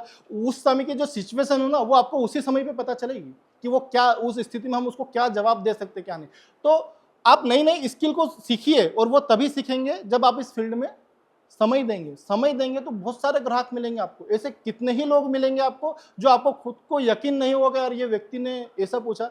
आज अगर मैं हमारी बात करूं, धनराज सर की बात करूं, यहाँ पर जितने भी सीनियर है, इनसे आप पूछे कि कितने तरह तरह के लोग आते हैं। ऐसे ऐसे लोग आते हैं जो दिमाग का दही कर देते हैं, बिल्कुल दही बड़ा बन जाता है पूरा, पर उनसे भी आपको पार पाना पड़ता है, और वो तभी हो पाता है जब आपके पास में अच्छी अच्छी स्किल्स है। और इन लोगों से टकराए बिना, जितने जो ज़्यादा ज्ञानी लोग होते हैं ना, इन लोगों से टकराए बिना आपके पास में ये स्किल डेवलप भी नहीं होगी, तो इनसे टकराना भी जरूरी है। दूसरों की सुने, इसमें न केवल यह सुनना शामिल है कि वे क्या कर रहे हैं, बल्कि अशाब्दिक संकेतों और शारीरिक भाषा पर भी ध्यान देना शामिल है। जब आपके सामने अपना ग्राहक हो, जिसको हम सबसे सरल भाषा में कहें कि उसके मन की भाषा, उसके मन की बात हम पढ़ पाएं। कई बार ऐसा होता है ना कि हम कोई बात बोलते हैं और बोल ही देते हैं, बस मैं ये बोलने ही वाला था, बोलते ना बोलते। तो अगर आपके सामने कोई ग्राहक है और अगर आपने उसकी बॉडी लैंग्वेज से उसके दिमाग में क्या चल रहा है वो चीज़ उसके बोलने से पहले अगर आपने बोल दी, तो यकीन माना वो कस्टमर सरेंडर हो जाएगा, और उसके दिमाग में ये चीज़ हो जाएगा, ये व्यक्ति बिल्कुल मेरे से कनेक्ट हो चुका, मेरे मन की बात पढ़ रहा है। तो ये चीज़ें आपको आना चाहिए कि यार मैं मेरे ग्राहक से कि वो बातें भी मैं समझ सकता हूँ जो उसने कही नहीं है अभी, पर होता है कि उसके दिमाग में क्या चल रहा है, वो क्या सोच रहा है, वो चीज़ें हमें आना चाहिए कि हम कैसे, कई बात होता है ना, हम उगला लेते हैं बाहर, उससे पहले ही उगला लेते हैं, हम जो चाह रहे वो उसको समझना पड़ता है। तो ये सारी चीज़ें का भी आप ध्यान रखें। आपने आपको चुनौती दीजिए, ऐसे लक्ष्य का पीछा करना जो प्राप्त करने योग्य है, लेकिन जरूरी नहीं है कि वो आसान हो। सफल होने की प्रेरणा बढ़ाने का एक शानदार तरीका है। चुनौतियों आपका किसी कार्य में रुचि बनाए रख सकती है, आपके आत्मसम्मान में सुधार कर सकती है, और उन क्षेत्रों पर प्रतिक्रिया दे सकती है जिनमें आप सुधार कर सकते हैं। थोड़ा चुनौतीपूर्ण कार्य चुनना आपको आरंभ करने के लिए प्रेरित करने में मदद करेगा। यह रोमांचक लगता है। ऐसे कितने लोग हैं जिनको विजिट कराते नहीं आता, जिनको क्लोजिंग करते नहीं आता, जिनको कॉलिंग करता नहीं आता। अगर नहीं आता तो आज से ही उसको एक चुनौती समझ के लीजिए, एक चैलेंज समझ कर अपने आप को लीजिए कि यस मेरे पास ये कस्टमर आएगा ना, तो अब इसको क्लोज करके ही रहूंगी या रहूंगा, भले ही से वो फेल हो जाए, कोई दिक्कत नहीं। कस्टमर तो बहुत सारा आप, अच्छा ये बताओ, आपने आपके सीनियर के सामने जितने भी कस्टमर बिठाए, क्या उन सभी कस्टमरों ने डील कर लिए? नहीं करी ना भाई। जिनको लेना होगा ना, जिनको लेना है, जिनको समझ में आएगा, अगर वो व्यक्ति आपके सामने बैठा तो आपसे भी क्लोज हो जाएगा। पर आप ये समझ कर डरते हो कि यार मैं बैठूंगी या मैं बैठूंगा तो ये कस्टमर क्या पता लेगा या नहीं लेगा। भैया ये चीज उनके साथ में भी है, ये है कि हम थोड़ा सा ज्यादा एफर्ट लगाते हैं, हम उसको कन्विंस करने की प्रोसेस करते हैं। कई डील ऐसी होती है जो पूरी तरह से कैंसिल हो चुकी होती है, पर कहीं ना कहीं हमारा नॉलेज, आपके सीनियर का नॉलेज, उनका ज्ञान वो डाइवर्ट कर देते हैं कि नहीं, उसको कंफ्यूज कर देते हैं कि नहीं लेना तो इधर ही लेना, नहीं तो लेना ही नहीं। तो वो चीजें आपको अपने आप को चैलेंज दीजिए। जब तक आप अपने आप को चैलेंज नहीं देंगे ना, तब तक यहाँ पर जितने भी स्पीकर आ रहे हैं, जो भी आपको सिखा रहे हैं, वो किसी काम का नहीं है या नहीं है? अपने आप को चैलेंज दीजिए, आप आइए इस फील्ड में, उतरिए, पूरी तरह से उतर जाइए। अगर आपको 6 महीने से ज्यादा हो गए ना, तो आप सब कुछ सीखने के लिए तैयार हो चुके हैं। जरूरी क्या है, आपको कंपनी का नॉलेज चाहिए, वो मिल गया। आपको प्रोजेक्ट का नॉलेज चाहिए, वो मिल गया। डील कैसे होती है, ये सब कुछ एक एक बार सीख लीजिए। एक एक दो बार अपने सीनियर के साथ में बैठिए, उसके बाद फिर आप सीखने का प्रयास करिए। तो अपने आप को चैलेंज दीजिए। चैलेंज जब तक नहीं दोगे तब तक आप सीख नहीं पाओगे। जिज्ञासु बने, उन चीजों की तलाश करें जो आपका ध्यान खींचती है और जिनके बारे में आप अधिक जानना चाहते हैं। अब ये बात सभी के लिए अलग अलग है। जिज्ञासु से मतलब मेरा ये है कि मुझे क्लोजिंग करना तो आता है, पर क्लोजिंग के बाद में क्या होता है, जैसे कि मीटिंग में हमने बताया कि EWS LIG में वो लोन सेंक्शन कैसे होता है, उसकी क्या क्राइटेरिया है, कैसे क्या, तो ये अपने आप में एक जिज्ञासा है। जिज्ञासा सभी की अलग अलग हो सकती है, सभी के सवाल अलग अलग हो सकते हैं। तो वहां पर उस स्थिति में आप सवाल जरूर पूछे जहां पर आपको पूछना चाहिए। आपके मन में अगर थोड़ा सा भी डाउट है ना, तो बिल्कुल पूछना चाहिए आपको। अगर पूछोगे नहीं तो वो डाउट क्लियर नहीं होगा। जैसे अभी सपन सर समझा रहे थे, वो लास्ट में हेमराज जी ने पूछा कि वो उसका सुपर बिल्टअप और बिल्टअप का कैलकुलेशन कैसे किया जाता है, ये उनके अंदर जिज्ञासा पैदा हुई। तो जिज्ञासा पैदा हुई, उन्होंने पूछा तो उनका जो जवाब था वो उनको मिल गया। तो इसी तरह से आपके अंदर अगर कोई सवाल उत्पन्न हो रहा है तो वो होना चाहिए और उसकी जानकारी आपको लेना चाहिए। जिज्ञासु बनना होना बहुत जरूरी। अच्छा, ये सिर्फ इसी फील्ड में जरूरी नहीं है कि आप सिर्फ हमारी कंपनी में ही पूछे, कहीं किसी भी फील्ड में हो सकता है। ये आपकी रोजमर्रा की जिंदगी में हो सकता है, दैनिक जीवन में हो सकता है, वैवाहिक जीवन में हो सकता है, या सेल्स में, किसी में भी हो। तो जिज्ञासु बनिए, प्रतिस्पर्धा से ना डरे। हो सकता है अन्य लोग भी आपके जैसे ही लक्ष्य तक पहुंचने की कोशिश कर रहे हो, लेकिन इसका मतलब यह नहीं कि आपको हार मान लेनी चाहिए। अपनी प्रगति या यात्रा की तुलना किसी और से ना करें, इसके बारे में हम लोग चर्चा कर चुके हैं। वही चीज है कि आपसे अगर आपका कलीग आपके साथ में जो काम कर रहा है उसकी 5 बुकिंग हो गई पर आपकी नहीं हुई, तो इसका क्या मतलब कि आपकी होगी ही नहीं। एक बहुत अच्छा एग्जांपल, चेतना मैडम आपके सामने, करीब 1.5 साल हो चुका था, उनको कोई बुकिंग नहीं थी, पर जब हुई तो 6 प्लॉट एक साथ एक ही बार में ढेर। तो ये चीजें होगी आपके साथ में। जब आप इस फील्ड में हैं तो कई बार सक्सेस जल्दी मिल जाती है, कई बार सक्सेस थोड़ी लेट मिलती है, बाकी मिलती जरूर है।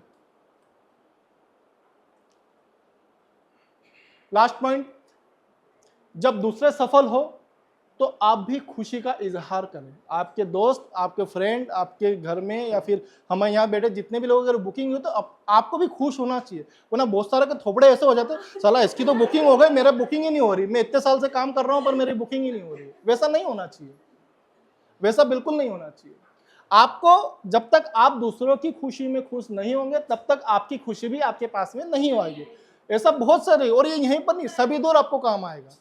तो आपको दूसरों की खुशी में खुश होना है। 5 मिनट का मैं अपनी बात खत्म करूंगा 5 मिनट में, कि इस फील्ड में अगर आप आए हैं तो ये मेरा सेशन खत्म हो गया। अब जो छोटी सी जानकारी है वो ये कि टीम बिल्डिंग के बारे में मैं आपको बता दूं कि यहाँ पर आप 50,000, लाख, 1.5 लाख, 2 लाख रुपए तो आप अकेले कमा सकते हैं, पर अगर आपकी सोच 5 लाख, 10 लाख, 15 लाख रुपए की है तो आप बिना टीम के नहीं कर सकते। अगर आपकी टीम नहीं है तो आज से ही अपनी टीम बनाना चालू करें, अपने साथ लोगों को जोड़ना चालू करें। ये फील्ड में देखो, यहाँ पर आप जितने भी लोग आए हैं, क्या किसी ने कोई पैसा दिया? क्या कोई पैसा नहीं दिया। दूसरी बात कि आपको जो लाखों रुपए का जो प्रोजेक्ट सेलिंग के लिए मिला है उसमें आपने कोई पैसा लगाया क्या? नहीं लगाया। सिर्फ आप अपने साथ में लोगों को जोड़ते जाइए। लोगों को जोड़े रखना भी जरूरी है। जब आपके साथ में टीम वर्क होता है तो इससे आपके लिए नेगेटिविटी नहीं होती। क्या होता है कि हमारे फील्ड में हर महीने सबकी बुकिंग हो जाए ये जरूरी नहीं है, पर अगर आपकी टीम में 10 लोग हैं तो 10 लोग में से 7 की बुकिंग नहीं हुई पर 3 की बुकिंग हुई तो आपके पास तो पैसा आएगा ना। ऐसा तो है नहीं कि नहीं आएगा। तो टीम होना भी उतना ही जरूरी जितना हम इस फील्ड में जरूरी है। और बहुत सारी जानकारी ऐसी थी जो शायद हम इतने शॉर्ट टाइम में मैं कवर नहीं कर पाऊंगा, पर जब भी आगे मौका मिलेगा हम इस सब्जेक्ट को कंटिन्यू करेंगे। तो आज जो भी समझा है क्या आपको समझ में आया? समझ में आया? समझ में आया? तो क्या अब हम खुद पे भरोसा कर सकते हैं? ओके, तो एक बार आप अपने लिए तालियां बजाइए। हम इस मीटिंग को समाप्त करते हैं।